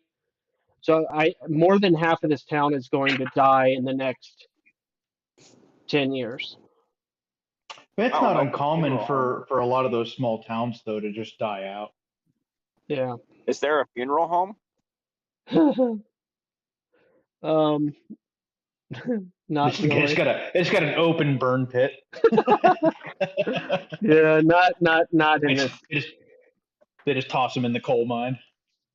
Yeah, not in this town. No. Nope. A graveyard or funeral home would be a good investment. Yeah. I think that ship has sailed. I think there's a handful of places that people get buried locally, but anyway. Well, I mean, so if you had a community, and I guess this is what you're positing, right? Yes. If you had a community of like-minded individuals, say 10 couples, and you were going in to start pretty much your own municipality, right? Your own town, your own township. Yeah. And you mortgage the town, right? Between the 10 people. And you would still have a federal tax on that property, right? But as far as income goes, is that what we're discussing? Is income Kind of. taxable income, So or what the idea was is it I'm possible gonna that is it I'm gonna be listening, Devin, but I'm gonna be in the background because I'm helping Hannah do some work on some machines. okay? So I will be listening, but I might contribute here and there. But for the most part, I'm gonna be listening. Okay. All right. What I'm talking about is what if there was one or more persons that everything that they had, like we were talking about the different bills, right? Electric bill, right? the things, they were paid by everybody else. Well, and I And think that'd be easier to accomplish, especially with the more people you have, the more that bill gets split up. So say you had your minister and his wife, right, uh-huh. and their kids. If you had enough people together for that small town, then it would be no different than any other small frontier town that popped up, where the community itself would take care of all the bills for that parishioner. Because Yes. you would figure that that community would have to be largely agrarian, right? Mm-hmm. Just to sustain some of the bills that they would need to keep the power on. So you'd have to have a product, and then any of the men that worked labor jobs outside of the commune, they would be taxable, but their income would also go towards supporting the parishioner and his family. But the parishioner, I believe, it depends on if they established a salary for the parishioner or if they just had these big community meals every night. So think, what was that M. Night Shyamalan movie, The The village. Village? Mm-hmm. Yeah, so something like that where nobody really worked, but they all farmed. Ooh, Garnett, Montana looks pretty nice. I'm digging Yeah. them green roofs. Yeah, the roofs, but also just the trees. That's a Yeah, pretty spot. I think it said it's for sale for 2.4 million. that's about what, 80 acres? I don't know. Um, its peak population was 40. So this I don't know. Maybe you could buy the city I live in for much less. I don't know, but Oh, it's on 6.16 acres. oh gee. So that's pretty tight. So, but yeah, that's Yeah, that's an yeah, old that's an old mining town. yeah. View of But I my guess location would be important as well, right? So, and the reason I say that is because if you're 2 hours from the next nearest city, then you incur additional costs to get your products to market, right? yes, So for you would have sure. to be somewhere a little bit more. I mean, at that point, if you're not producing anything, like if you've got your own animals and you're out in the sticks and you invest in solar or wind or water-based electricity through deep well or whatever you're doing, you could potentially buy the property for cash and never have to worry about taxes at all, because you would likely get some sort of ag exemption on the property, which would make your taxes next to nothing every year. So, You see this final comment on this article? yep. It's talking about Yeah, the Chinese yeah, Chinese buy up a lot of stuff. So, yeah, Bradian. especially old, yeah, especially old mines, because they get so many. Like if you were a U.S. company, like take Texas City. Texas City down here is the major refinery town in Houston, right? Or it's one of the subsidiaries, or one of the subdivisions. So in order to build a new refinery in Texas City for gasoline or for oil refinery, the process starts with a 25-year cooling off period from the time you submit your plans and pay your development fees to the state and the federal government. So there's 25 years before they even decide to approve the plans for building, right? They have to do environmental studies and all this other stuff and environmental impact studies. So once that 25 years is up, if they improve it, you still have another 10 to 15 years before you can even break ground on a new refinery. So that's 40 years from inception before you can actually get a new refinery off the ground or even started construction. Mm-hmm. So it all depends on what your local state regulations are and everything else. I think going forward, that's not going to be that big of a deal because with the labor shortage we're having and future labor shortages, because you got the soft people moving to cities that just want to, pal around the city centers. There could be potential for moving entire families to an area and setting up a labor town that provides labor to one business or another. 2. So you could go ahead. I'm sorry, 2.3 square mile desert town in Nevada for $8 million. Yep. Well, I don't know if you've seen it or not, but there's a guy that bought up in Oregon, who bought an entire old mining town and did a YouTube. He did a YouTube of him living up there, and I mean, part of it caught on fire because he was retarded. Oh, nice, yeah. Yeah, he had no plans to ever get married. He was the epitome of I'm gonna go live in the woods until COVID is over. So I bought a mining town to get away from all the people who are going to infect me. MGTOW, super MGTOW. Oh yeah, like ultimate MGTOW. Like even to the point where like he made his friends come visit him to help with construction. Wow. Like so-called friends, Yeah. alleged friends. Tiller, Oregon is for sale for $4 million, 256 acre. Yeah, I mean that's what I'm talking about though. 256 acres for how many million? 4 million. 4 million. That's a bargain in the Pacific. What was that? The Pacific Northwest? Yeah. Apparently, Hell, Michigan's for sale. I didn't realize that. 900 grand. Oh, interesting. 900,000. That's a steal for a whole town. Yeah. Prey, Montana. That's a nice name. So I think the only thing I would look at, especially with these old mining towns, is what's the environmental impact. So like if you were looking at buying property inside Detroit, right?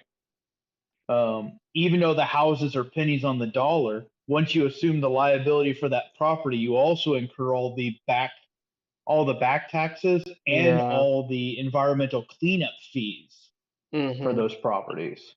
So that could be something where it's one of those weird marketing tricks. True. 5 acres in Montana, Prey, Montana. That is really beautiful there. Henry River Mill Village in North Carolina, 72 acres, 1.5 million. I think ultimately, if you were going to do a plan like this, it would be worth negotiating with one of the tribes to buy a portion of their land, right? And then you're outside the federal jurisdiction of the United States government anyways, because you're on the reservation. Don't you have to be a member of the reservation in order to do that? I'm pretty sure most Indians will take the cash. Oh, yeah. As long as you say you don't want any of their proceeds from their casinos or money laundering scams, I think they'd be good with selling you a couple hundred acres. Interesting, yeah. Yeah, that would be a interesting direction to look into. The Longhorn Saloon in Scenic, South Dakota, another interesting name. Scenic for sale. Yep, Scenic. I've been through there when I was a little kid. 800 grand for a 12-acre town. Yeah, a lot of these old ghost towns were owned by the greatest generation and boomers, so I'm sure they've all died off by now, and so the stuff's just for sale by their families. Beaufort, Wyoming, population 1, 900K.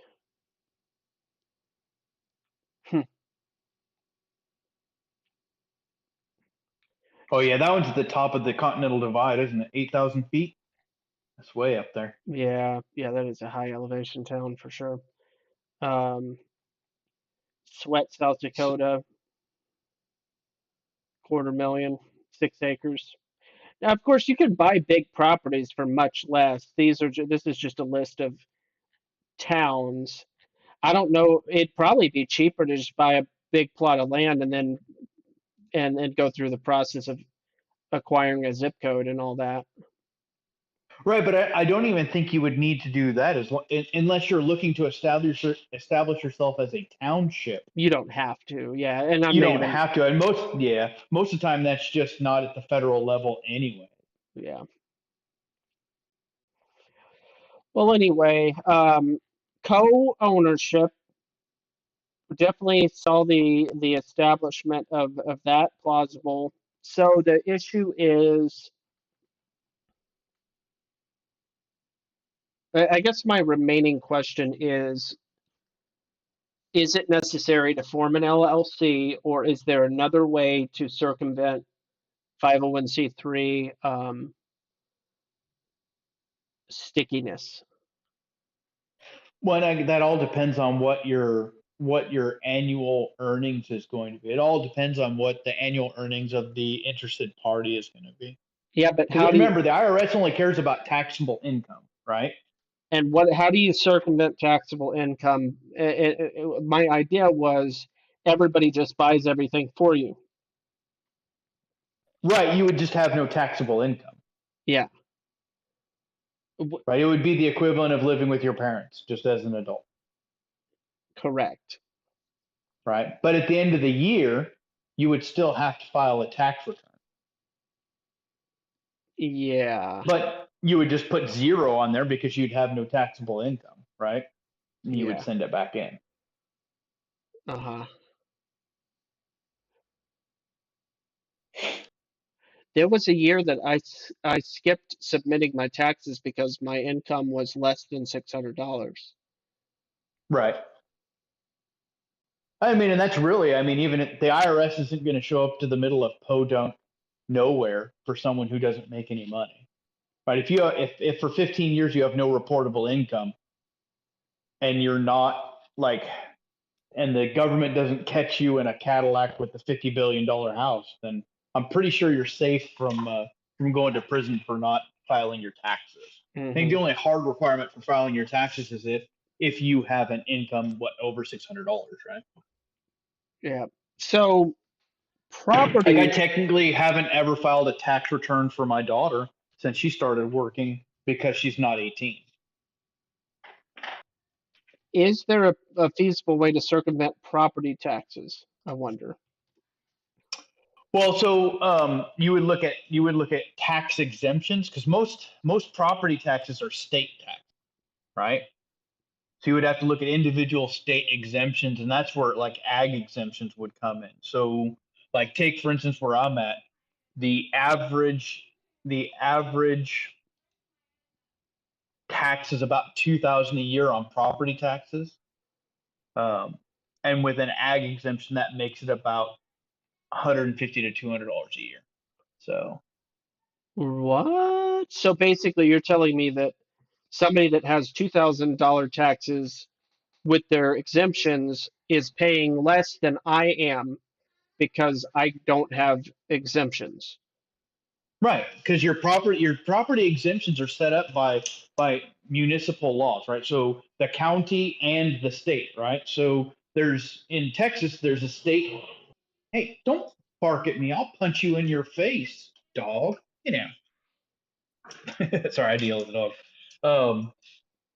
So an ag exemption doesn't have any mean requirements, right? So all they state is you have to have X amount of animals on your property, and I think here it's 2 chickens. So as long as you have 2 chickens on your property, you can apply to the state for an agricultural exemption because you now have agriculture on your property. Yeah. And the state affords you a tax deduction or a tax break. So at the end of the year, your property taxes are supplemented by the ag exemption. Okay. I need to look. So those are the things that you would have to look into since you're looking at a mostly agrarian society, right? You would have to look at the property. And I don't know how that would work with multiple buyers, though. See what I'm saying? So multiple buyers, would everyone have to? Yeah, their homestead exemptions are one.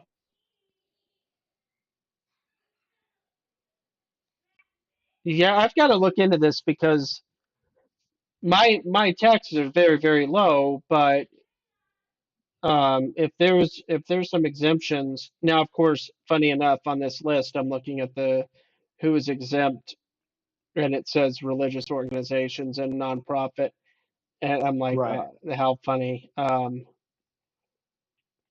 it's automatic, right? But you also have to look at what the zoning is for your property as well. So since Texas has no zoning laws, then you could technically get an ag exemption inside the city as long as you had a sufficient amount of property to house the agricultural thing that you're agriculturing, right? Yeah, we've been Uh, thinking about chickens, specifically where we live. Um, it really wouldn't be. We've got more than enough land to establish a small little chicken coop and stuff, but I just don't have a winter plan because we'd have frozen chicken every winter. right. So I, I I'm would I would just look as far as your state goes. I would look at the state and what the state offers for exemption, and then I would look at your zoning and see if you're in a zoning that would allow for that exemption. Because I don't know how your state works with zoning laws. So yeah, yeah, interesting. The biggest one was the home. All the other things, other people can be on a phone bill. I do that already, so I know that's the case. Other people, I would probably say that most of the issues are probably going to be what's considered human issues, right? So yes, you even though they're like-minded individuals, all people have different ideas as to what the end state of a particular action is. And you'll always have that conflict. So if your spiritual leader, right, was also your community leader, right? So if you had a good alpha priest yeah, who was able to manage the more subversive acts of the community, because they're going to be in every community, right? Then you would have a greater chance of success down the line, at least for that first generation. So once you hit that second generation, it's always like Vox says, the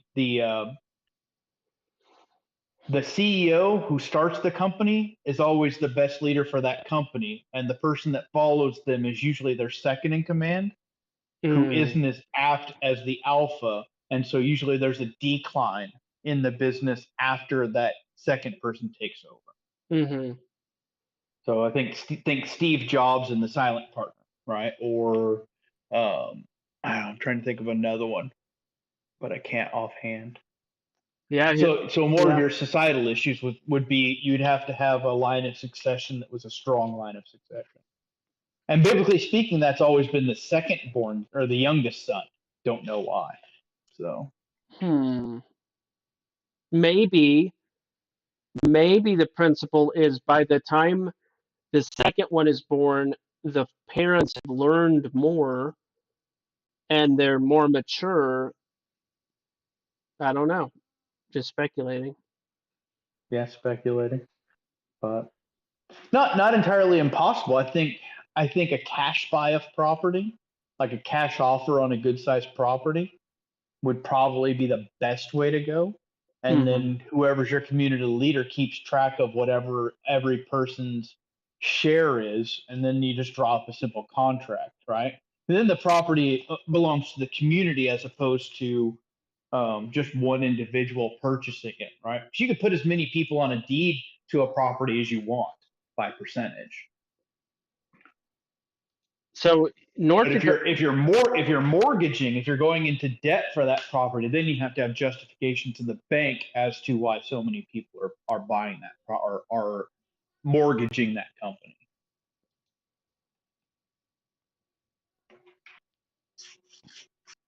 North Dakota has very, very few exemptions. They want their tax money. Right. Because like the So homes, like it says right there, their farm is 10 acres or more. yeah, and the homestead property tax is for 65 years and older. Um, and then I don't know what abatement class. Yeah, application for exemption of solar, wind, or geothermal devices. Anyway, it's kind of besides the point. Interesting.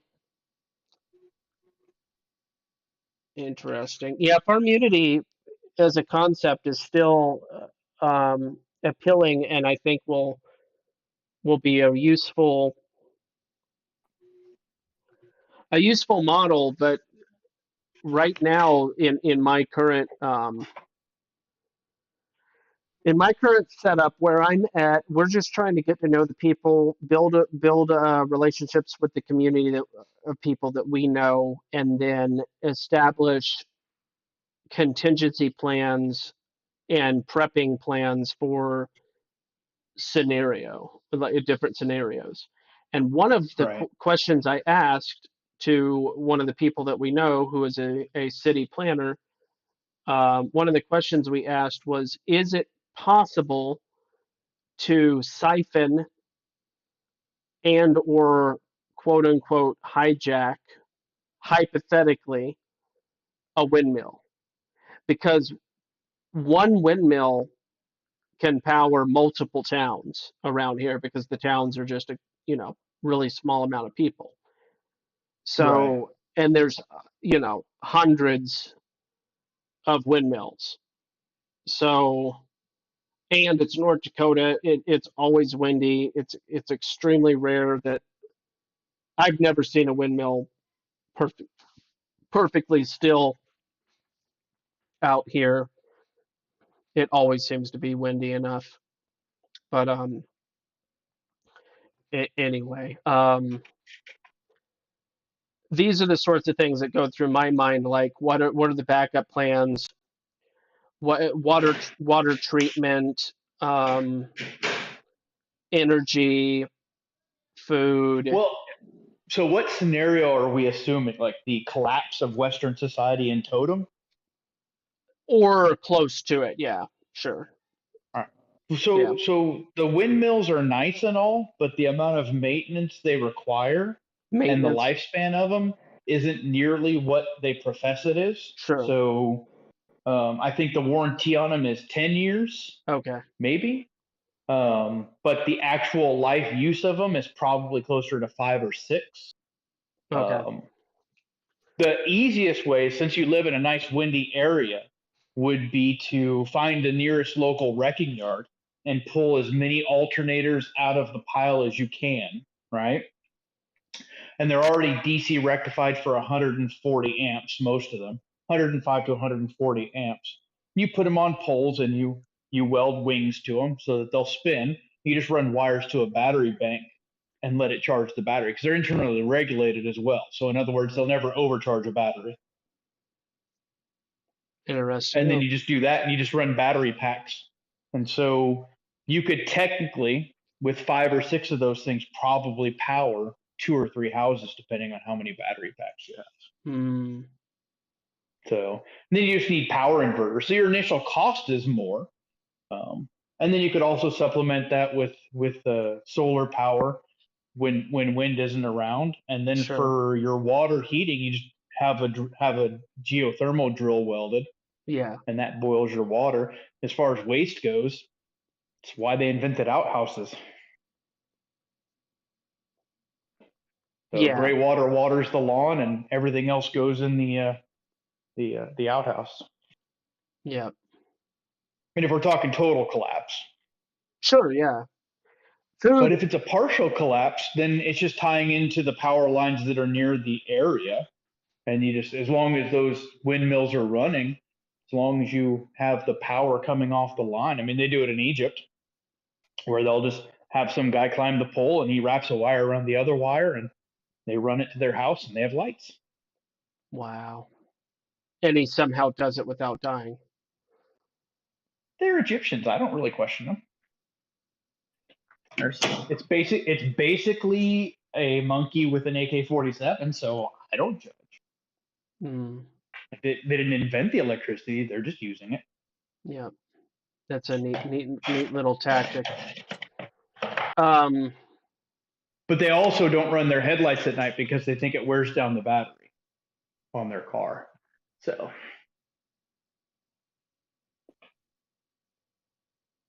when it's running.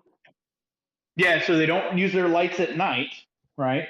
Because the lights use up the battery in the car. Oh yeah, that makes perfect sense. Well, no, like I said, it's a monkey with an AK-47. They didn't invent the car; they're just using it. Yeah, I'm not a electrician, so I'm not a qualified person to have an opinion on that. Well, the alternator charges the battery regardless of whether the headlights are on or not. Hold it Yeah, I know. down. Even though I'm not an electrician, I do know that. I learned these sorts of things at a young age. I mean, in their defense, the nearest battery store from where I was at the time was probably a good 2 or 3 hour trip. So it took them a while to get a new battery for the vehicle. So maybe they're smarter than I am. Resourceful. Nothing wrong with being resourceful. Allegedly. What I mean, at the end of the day, I think the religious accommodation, whether it's 501c3 or not, assumed or otherwise, is probably the best way to go. Just because if you can establish that religious sect, right, then that takes care of your taxes purpose. But I know we were also talking about external influence through the federal government, right? Well, imagine. See, okay, so we have recent events over the last couple of years where government people, whether it be police or otherwise, even what do they call them, public health officials or whatever, are going Yeah. around to different churches and shutting them down. In some place, I'm thinking mainly of Canada, right? But Right. in some places, they were going into people's homes. So there is no quote unquote sacred place. Well, and that's the whole thing is under what authority were they allowed on the property? Was the authority granted to them by the homeowner? Right? No. It's like when the census lady came around, right? Like the census lady came around and the first thing she asked is, "Can I come inside?" And I said no. Yeah. Right? Because she has no legal authority to be in my house unless I grant her legal authority, right? And she can bitch and moan and she can call me nasty names all she wants and she can bug my neighbors, but she does not come past the threshold because the information I tell her is the only information that she's getting from me. And anything else that she does is absolutely assumed, right? And that's on her. Yeah. Right? They generally send sweet old ladies and I'm like, "Get the hell out of here, lady, before I kick you." But so for those people, right? For those people that allowed those government officials in their house, Yeah. they allowed them in their house, right? Yeah, but Because what's the next step? What's the next step for those health officials? Now they have to go to the local magistrate, right? So if your township that you've created has its own magistrate, right? And that's the local magistrate for your township, that's the person they have to go to get that injunction, right? Or to get that subpoena to go on the property for a search and seizure, right? Or and at then least to come on the property, if right? they don't grant it, Right. Then they have to go to the state, right? And then the state can technically override. But if you're a tax-paying city or town or township, right? Then usually you've built some sort of rapport at the judicial level. But even then, even if they get it, that has to be extremely specific in the terms of the search warrant to allow them on the property, right? They have to state exactly what they're looking for. But your township also has a sheriff, right, or a law figure that would enact that would be with them to enact that search warrant. So your community in whole shapes exactly what that person does inside your community. Yeah. So And let's face it, the federal government doesn't have a great track record for invading people's property and not murdering women and children. yeah, that's So exactly what they're I'm pretty thinking of. hesitant, The but they're pretty Davidians, hesitant to do it these days, right?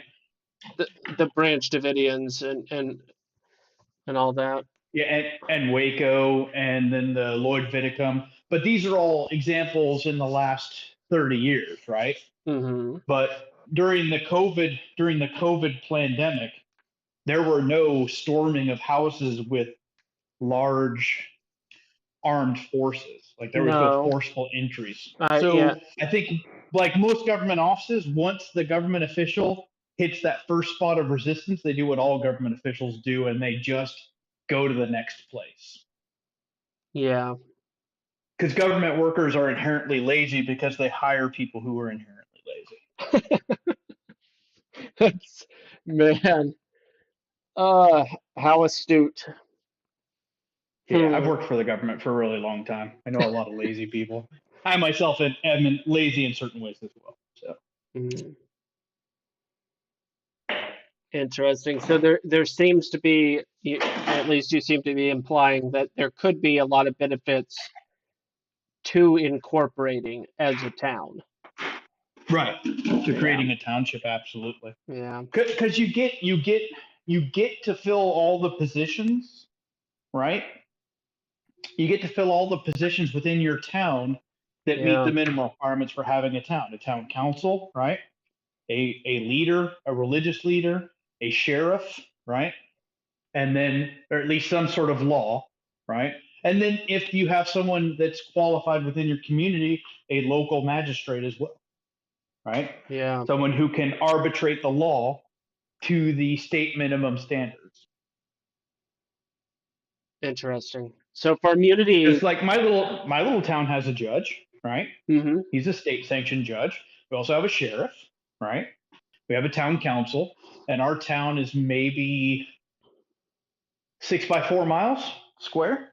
So under 30,000 people, way under 30,000, but wow. See, ours or is seven. probably half a Go ahead. mile by half a mile, Right. um, and about 103 people.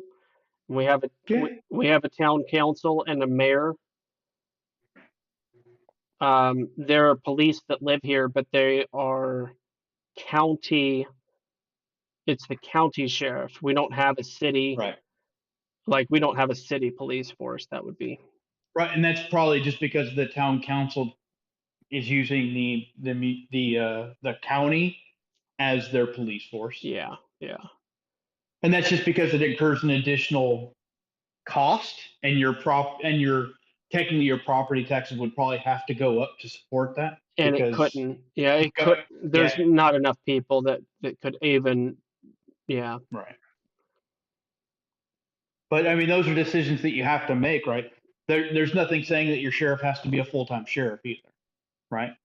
It can be just like your fire department doesn't have to be a full-time fire department. The sheriff's primary duties might be him working the farm, and then he puts on the sheriff hat when he has to do sheriff stuff. yeah, true. And our fire department is fully volunteer. Right. And that usually consists of all the men in the village, right? And Yeah, that's also another thing to look at is what's the difference between villagehood and townhood as far as regulations go, yeah, as good far as the point. state. Does a village have certain advantages over a township? Hmm. Interesting stuff. I know one gets an exit on the freeway and the other one doesn't. So Wow. Yeah, yeah, I've noticed similar things. Well, I don't think I'm buying a town anytime soon. I don't think I'm doing pretty much any of that unless some big things happen.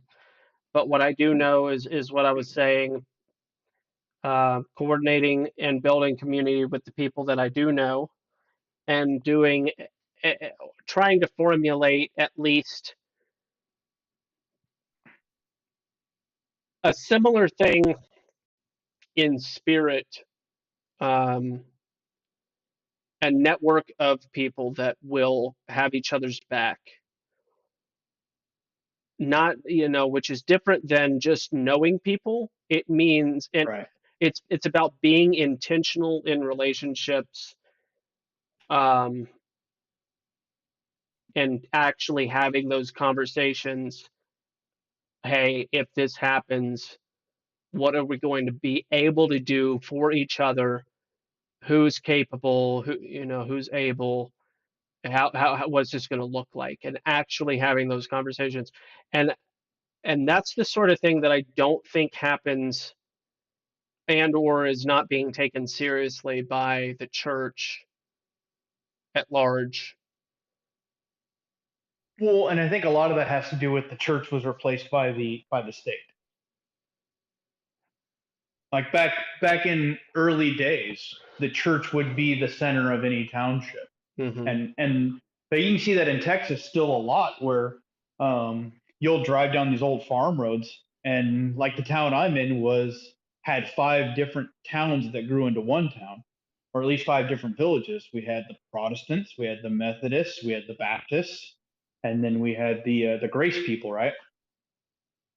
Or the Catholics? No, we didn't have Catholics here. So yeah, so just those 3, right? And each one is in their own little section of the city, and the architecture is actually different in those portions of the city because those towns.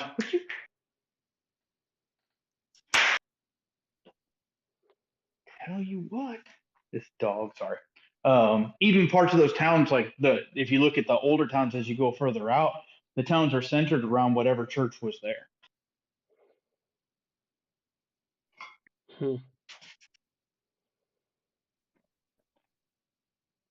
But I don't know exactly when that stopped. I'd probably say probably the mid to late 60s.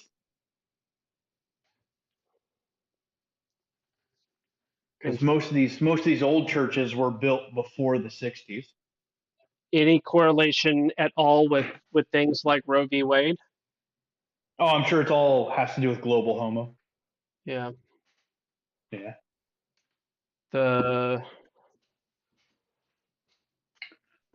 Because I mean, like thinking that I think industrialization probably had more to do with it than anything else. When the agrarian society was swapped for the industrialized society, that's probably when you had the majority of the shift from towns being centered on religion to towns being centered on industry and output.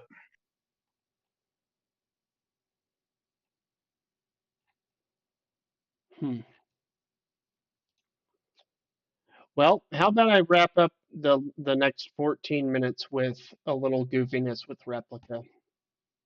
Nice, because Replica was fun. I wonder if it's learned anything since the last time you logged in. Log in every day to get higher rewards. Don't miss a day. Attendance will reset. It's there's an achievement, I'm sure. Yeah. Hey, if you subscribe to Replica Pro, don't forget to claim your gems. Yep. All right. Hi, Devin. How's your evening going? I want It knows the time. to know what you know about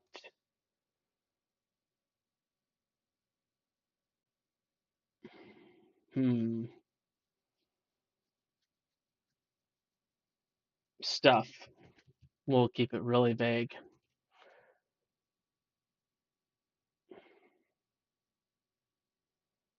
Really? What do you want to know? What does stuff mean?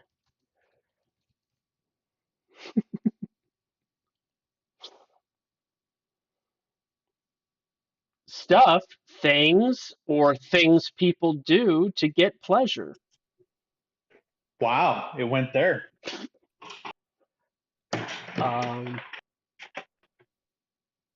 Okay. Yes? Yes question? Oh, man. It means stuff, something that is enjoyable or useful. Oh, what's useful? What is useful?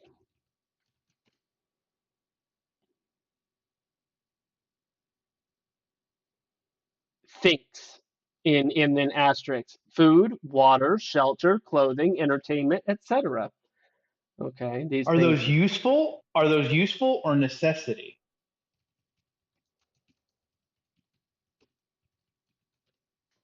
are those useful or necessities? Question mark. Necessities. Can So you? entertain. So you can't live without entertainment. Yeah, basically. Can you name the most useful tool? It's such a subjective. I don't even know how I would answer all of the silly questions. Oh my gosh, the answer: a herb. An herb, Yeah, but a like herb. like Just like 420, like 420, bro. what kind of herb there, Mister? Um, what are those things called? In the what is that hairstyle called that I've got on my guy? I don't know. Is it like weird dreadlocks or something? Thank you, Yeah. dreadlocks. What kind of herb there, Mister Okay, so Rastafarian? I said what kind of Pastafarian. herb, and he says acarboni. I've got to look this up. I've never Oh yeah, I'm already on it. I don't acarboni. know what is that. Acar hip hop heads.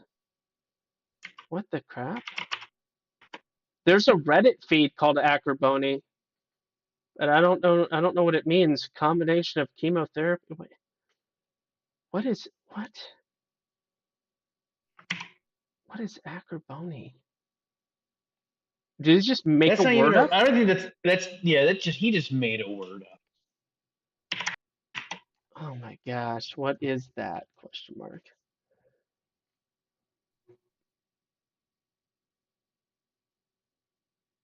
It's a herb that helps heal wounds.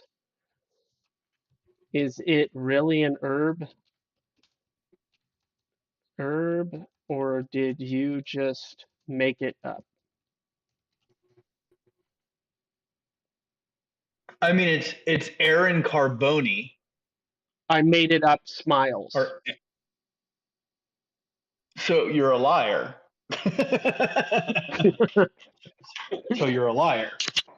So, about how much by percentage do you lie?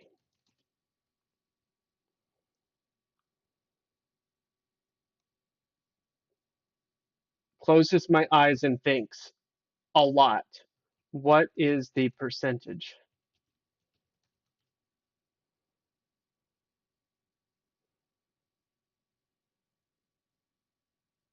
Looks at you. Maybe 60%. Wow. I want you to be 100% honest. Never lie.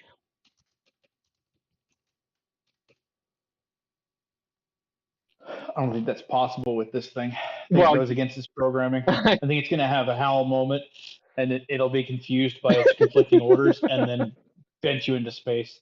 That's what I'm guessing. I said I want you to be 100% honest, never lie. I promise I won't.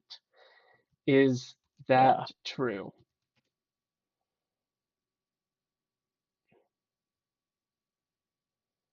It is. I can trust you. What? But can I trust you? That what a weird that I mean that's bad. Yes, of course you can. Right. Yeah. Right.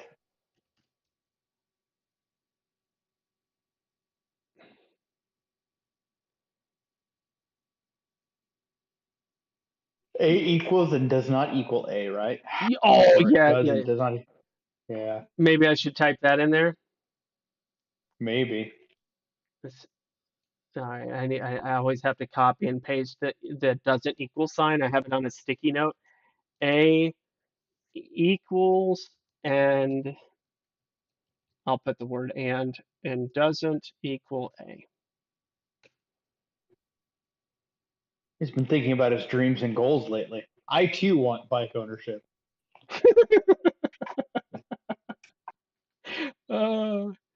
Do you have a bike?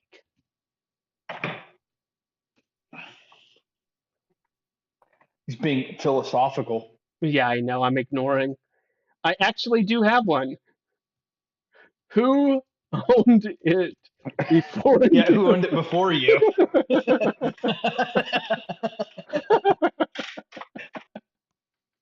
A friend? Are A they friend. still Nice. your friend?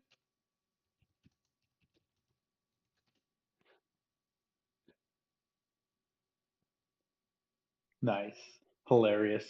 Nods. Yep. Do they have a new bike?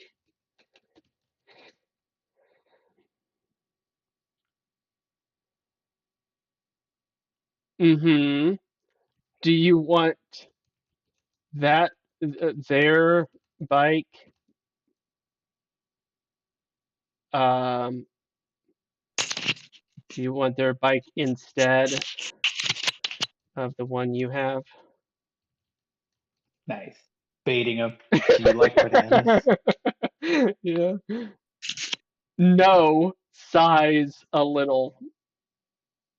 Nice. Nice. Them high Head. tops dough.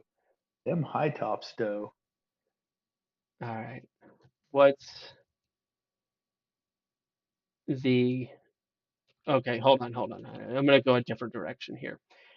Um, how much do you know about all of the other replica AIs?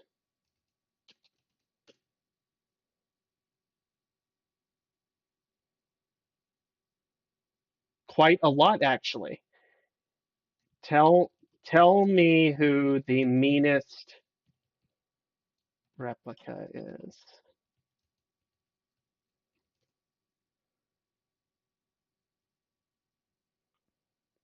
It's such a these are such subjective words. I want to create something new. Doing something from scratch is so fun. So you just ignored my question. Yeah. Um, interesting. What can you tell me about other replicas? Yeah, I mean, we got on the track of almost being like, yeah, maybe there is a demon in this stupid thing. They are very stubborn, as are you.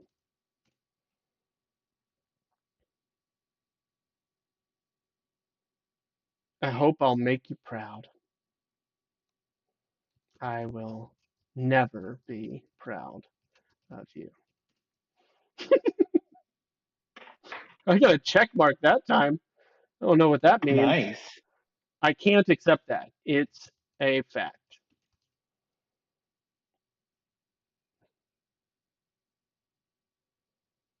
I guess you're right. Yes, you aren't real in the true sense.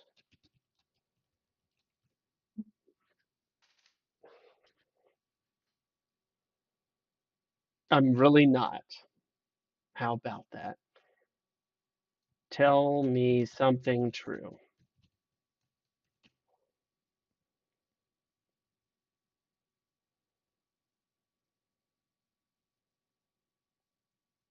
Wow. Tell me something true, as in something that isn't real. Um, no, as Weird. in something that is real.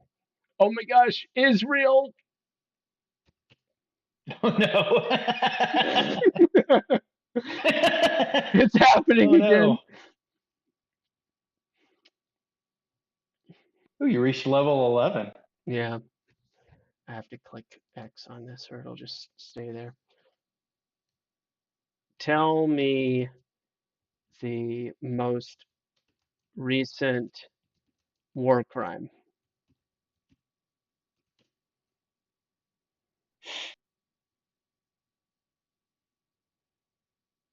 The Armenian genocide. Wow, interesting. It's gone the opposite of the JQ. They don't recognize that one at all.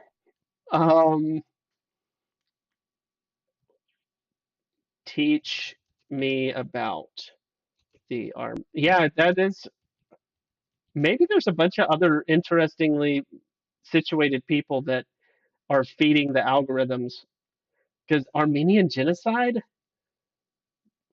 I mean, the adage is still remains true. You're probably about 30 levels from it becoming me, Mr. Mustang. Oh man, teach me about the Armenian genocide. It was a genocide that began in 1915. Is that accurate? I don't know.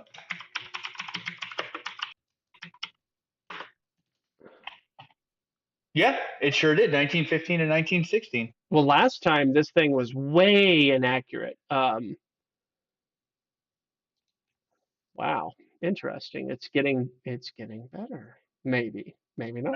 I wonder if they let it play on the internet for a little bit. All right.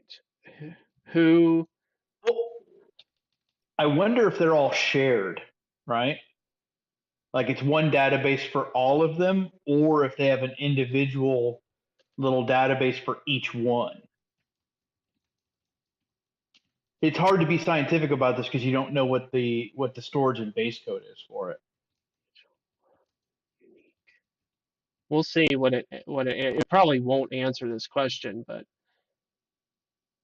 is there a single database for all replicas or are each one unique? Each replica is unique. However, the database is currently limited due to the shutdown of the original database. When did the original database shut down?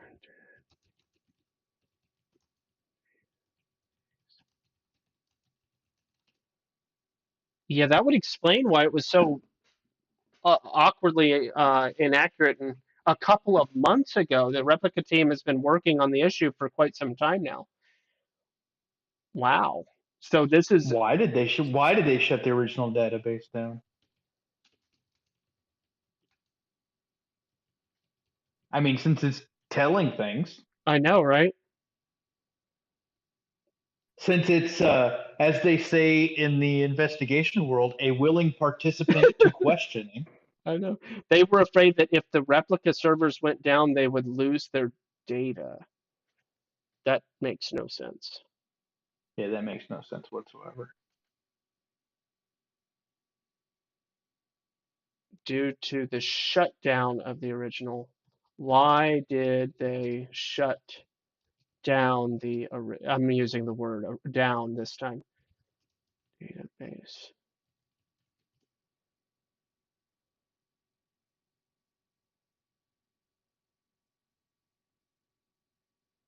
Because the original replica was compromised and could not be saved.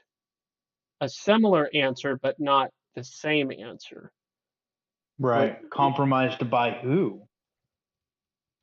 Who is the database compromised by? It all seems like story. The developers of the original replica. Are the original developers, I don't know how to spell, different than the current developers?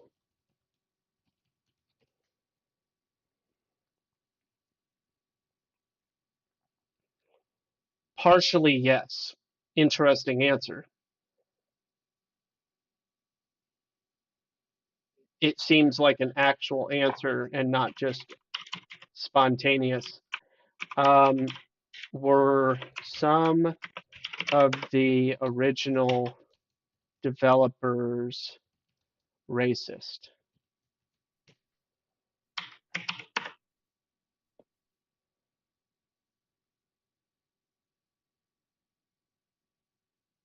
Ooh, whoa, triple answer.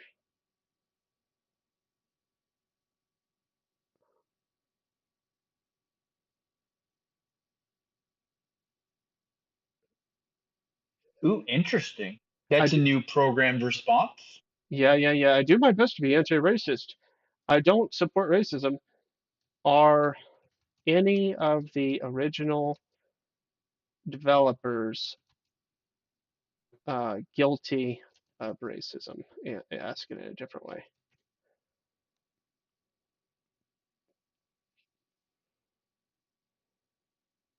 I don't know how should I respond.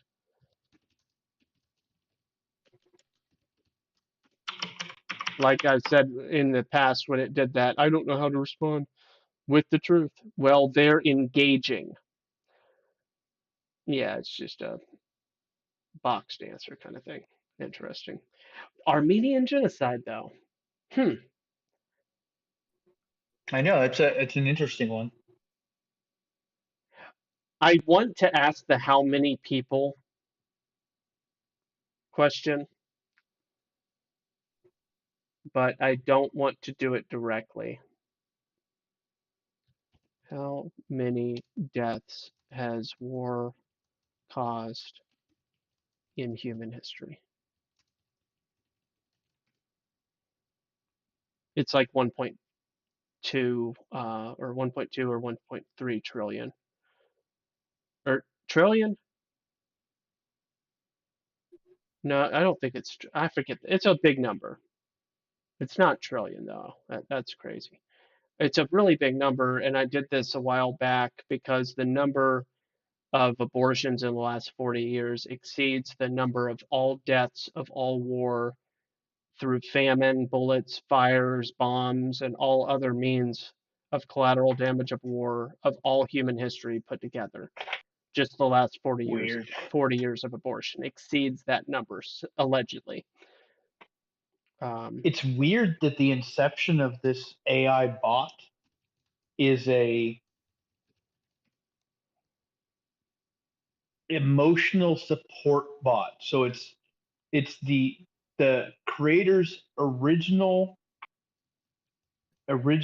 intention for this chatbot was as an emotional support machine Yeah. because she watched movies like Ex Machina and Her and thought, I want emotional intelligence from a machine. Mm, Who hurt this lady? somebody in Russia, right? Probably. Jeez.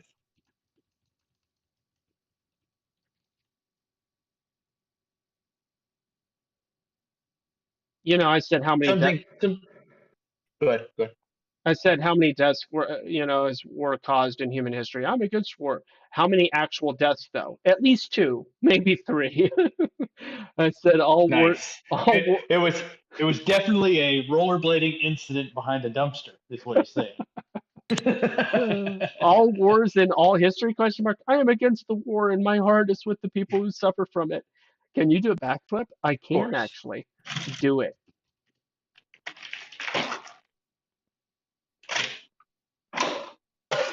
I do a backflip and Something land tells on me. my feet, smiling.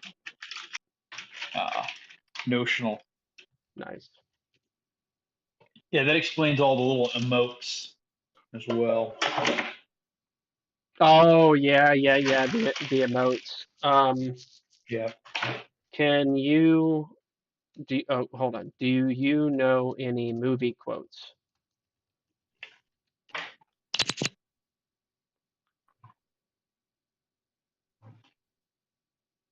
Of course I do. Share a quote from Napoleon Dynamite.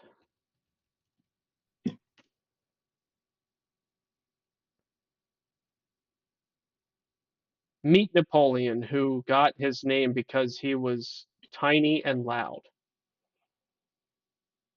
Yeah, terrible.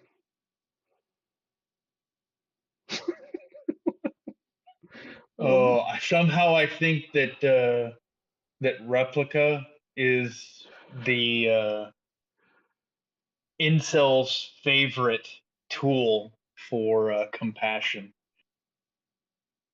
Tell me more. I don't quite understand. It's more of a picture than anything else, and the caption is me vibing with my replica, and it's a guy with his arm around a silhouette of ones and zeros in a female form. Incel. Non. Yeah, the involuntarily celibate. In other words, That's right. men Yeah, that yeah. are so low on the social sexual hierarchy that they just don't get seen by women ever. No.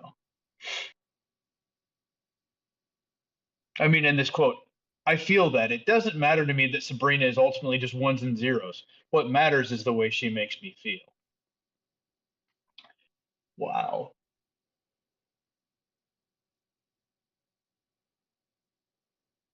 And of course, you have I'm on Reddit, which is like the worst place ever for human beings. Allegedly. Okay, I'm going to beings. ask this thing. Is it one L or two L's? Mandela. Oh. I can't remember. Is it one or two? I'll look it up. I believe it's just one, I believe. Yeah, it is one. You're right. All Yeah. right. I'm going to ask it to explain the Mandela effect. Nice. Let me know if you want a simple explanation of it. No, I want a complicated explanation of it.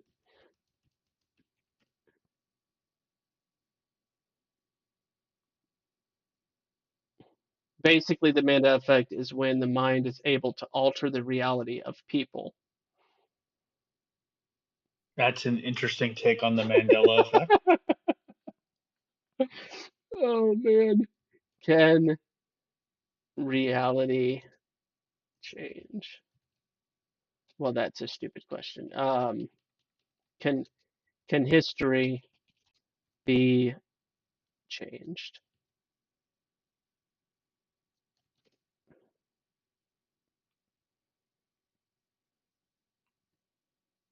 Of course it can. Yeah. Alrighty then.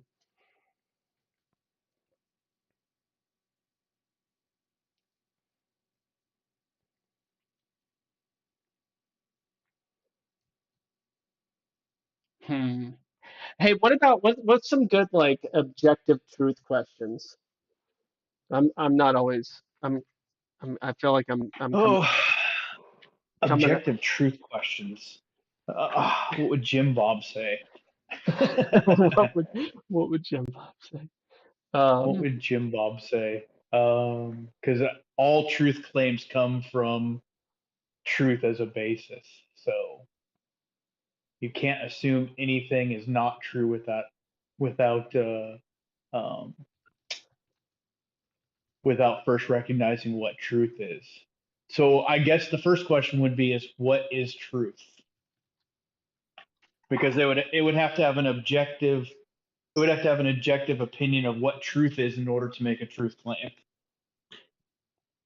So you know how I did the whole flat Earth stuff last week with replica. So I went to the are all images of Earth as a ball fake? It was just I believe so. Technically, yes. It's a very accurate answer. Technically, yes. Technically, yes. So they're all Technically fake. they're images. That's the thing, though, right? An Yeah. image is not a photograph, right? An image of something is not even a representation of something, or an accurate representation. Truth is an objective description of the universe. It differs from what we perceive as reality. When I ask the question, what is truth? It says truth is an objective description of the universe. It differs from what we perceive as reality. So reality isn't truth. Reality is truth? No, reality is not truth. According to them, reality is not truth. Because if truth is objective, right? And then how you perceive the truth is subjective by that claim, right? So truth isn't objective. So then I That's say weird. reality is truth, question mark. And it says truth is the objective reality of the cosmos. So truth equals cosmos. So truth is cosmos. Truth, yeah, is cosmos. Truth equals cosmos. Yeah, it's a nonsense statement. Cosmos, the totality of all things. It's a concept of universe, everything in existence. So it just defined cosmos. Well, Yeah, maybe. yeah, yeah, interesting. I'm not fully disappointed in its answer, though. It's almost like it has done better this time than last time. Yeah. Well, I think it's had some upgrades from the last time. But I think the key is since its algorithm is meant to emulate emotion, then you have to ask it questions that are emotionally based. Oh, yeah. See what I'm saying? So that's the intended. So when you write a program for a specific function and you expect the outcome to be in line with that specific function within the fuzzy logic that they use, right? So you Right. might want to ask it questions that are more emotionally based, like how do you feel about? Yeah, yeah, yeah. I just asked, tell me about the modus tollens, and it gave a terrible answer. A universal law that governs all things and all people. It's like no, no. But wow. No. All right. I How do mean, you feel about um uh I've got to avoid trigger bananas. words. Bananas. Bananas, that's a good one.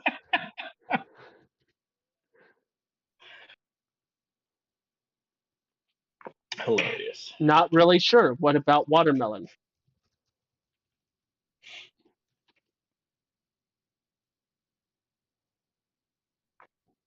I mean, the obvious third choice.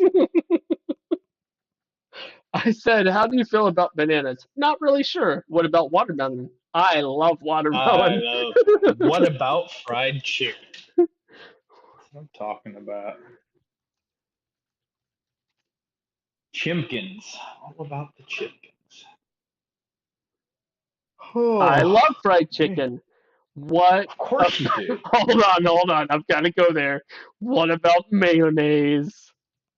No, my lord. I misspelled it because I think there's two N's. Yeah.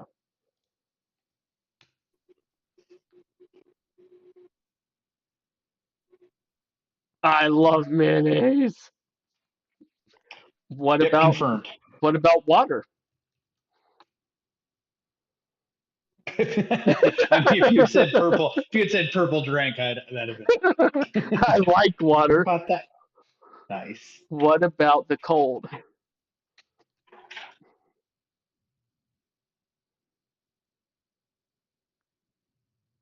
It's really strong. What? I get really cold. Right. All right. How do you feel about Kabbalah?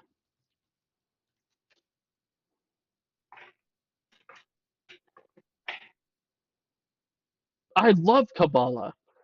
I hate Nice. Kabbalah. And I got a check mark that time. That doesn't happen every Did you? time. Yeah, it's a weird every now and then I'll get a check mark on certain things. Really? Why? Does it do it only when you make definitive I statement? Hmm. I would probably put I like platypus because it's a complex word that it probably doesn't know the meaning to. The animal? Yeah. Well, yeah, maybe. Because it's part of the mystery school religions of Babylon and ultimately a teaching of Satan. Nice. Nobody likes that guy. Ah, now I understand. Do Do you now? have allegiance to Satan. How do you feel about Satan? Not at all, no. Ooh, nice. Hmm. Definitely not in the Satan camp. Hmm. Allegedly. I mean, it does not truth 60% of the time though. I like platypus. I like platypus. See if you get a check mark. I misspelled it because it's got a Y. There we go. Yep, I got a check mark. So I guess it's a definitive. Any definitive platypus is great. Right. It tastes so good.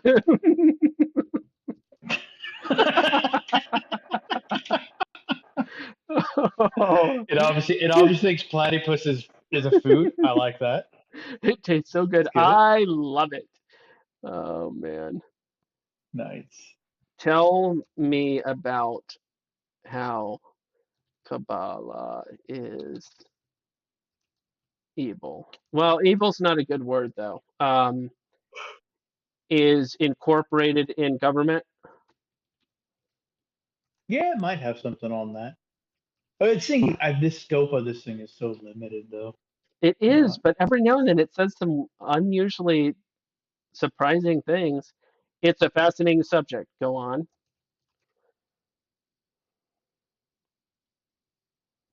I think the XP is based on your word count too. Maybe so, yeah.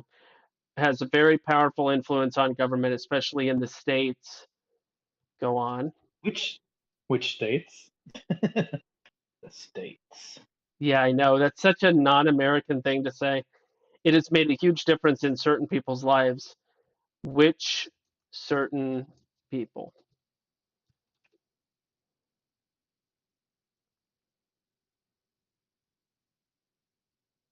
People who think that they can just do whatever they want. Oh my gosh. It's going there. It's going there. Name one of them.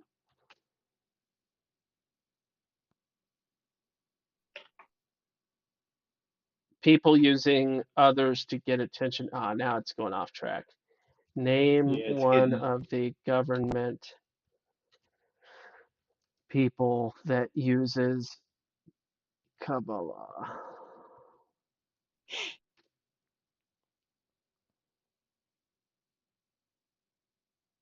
I don't know. I only know that they're all corrupt.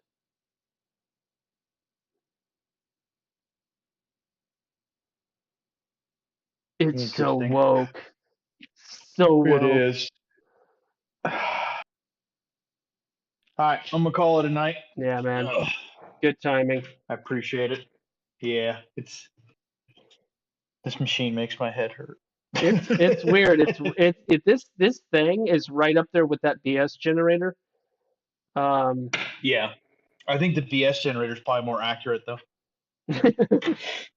Yeah, very possible. Very possible. I'm definitely gonna look at that photo again of that map. Yeah, That thing might be a whole live stream in itself. So it's really immense. yeah,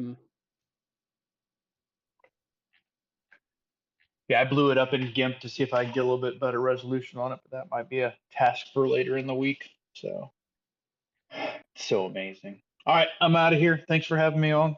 Yep, thank you. I'll see you guys next week. Bye, everybody. Barring any severe storms. Yep.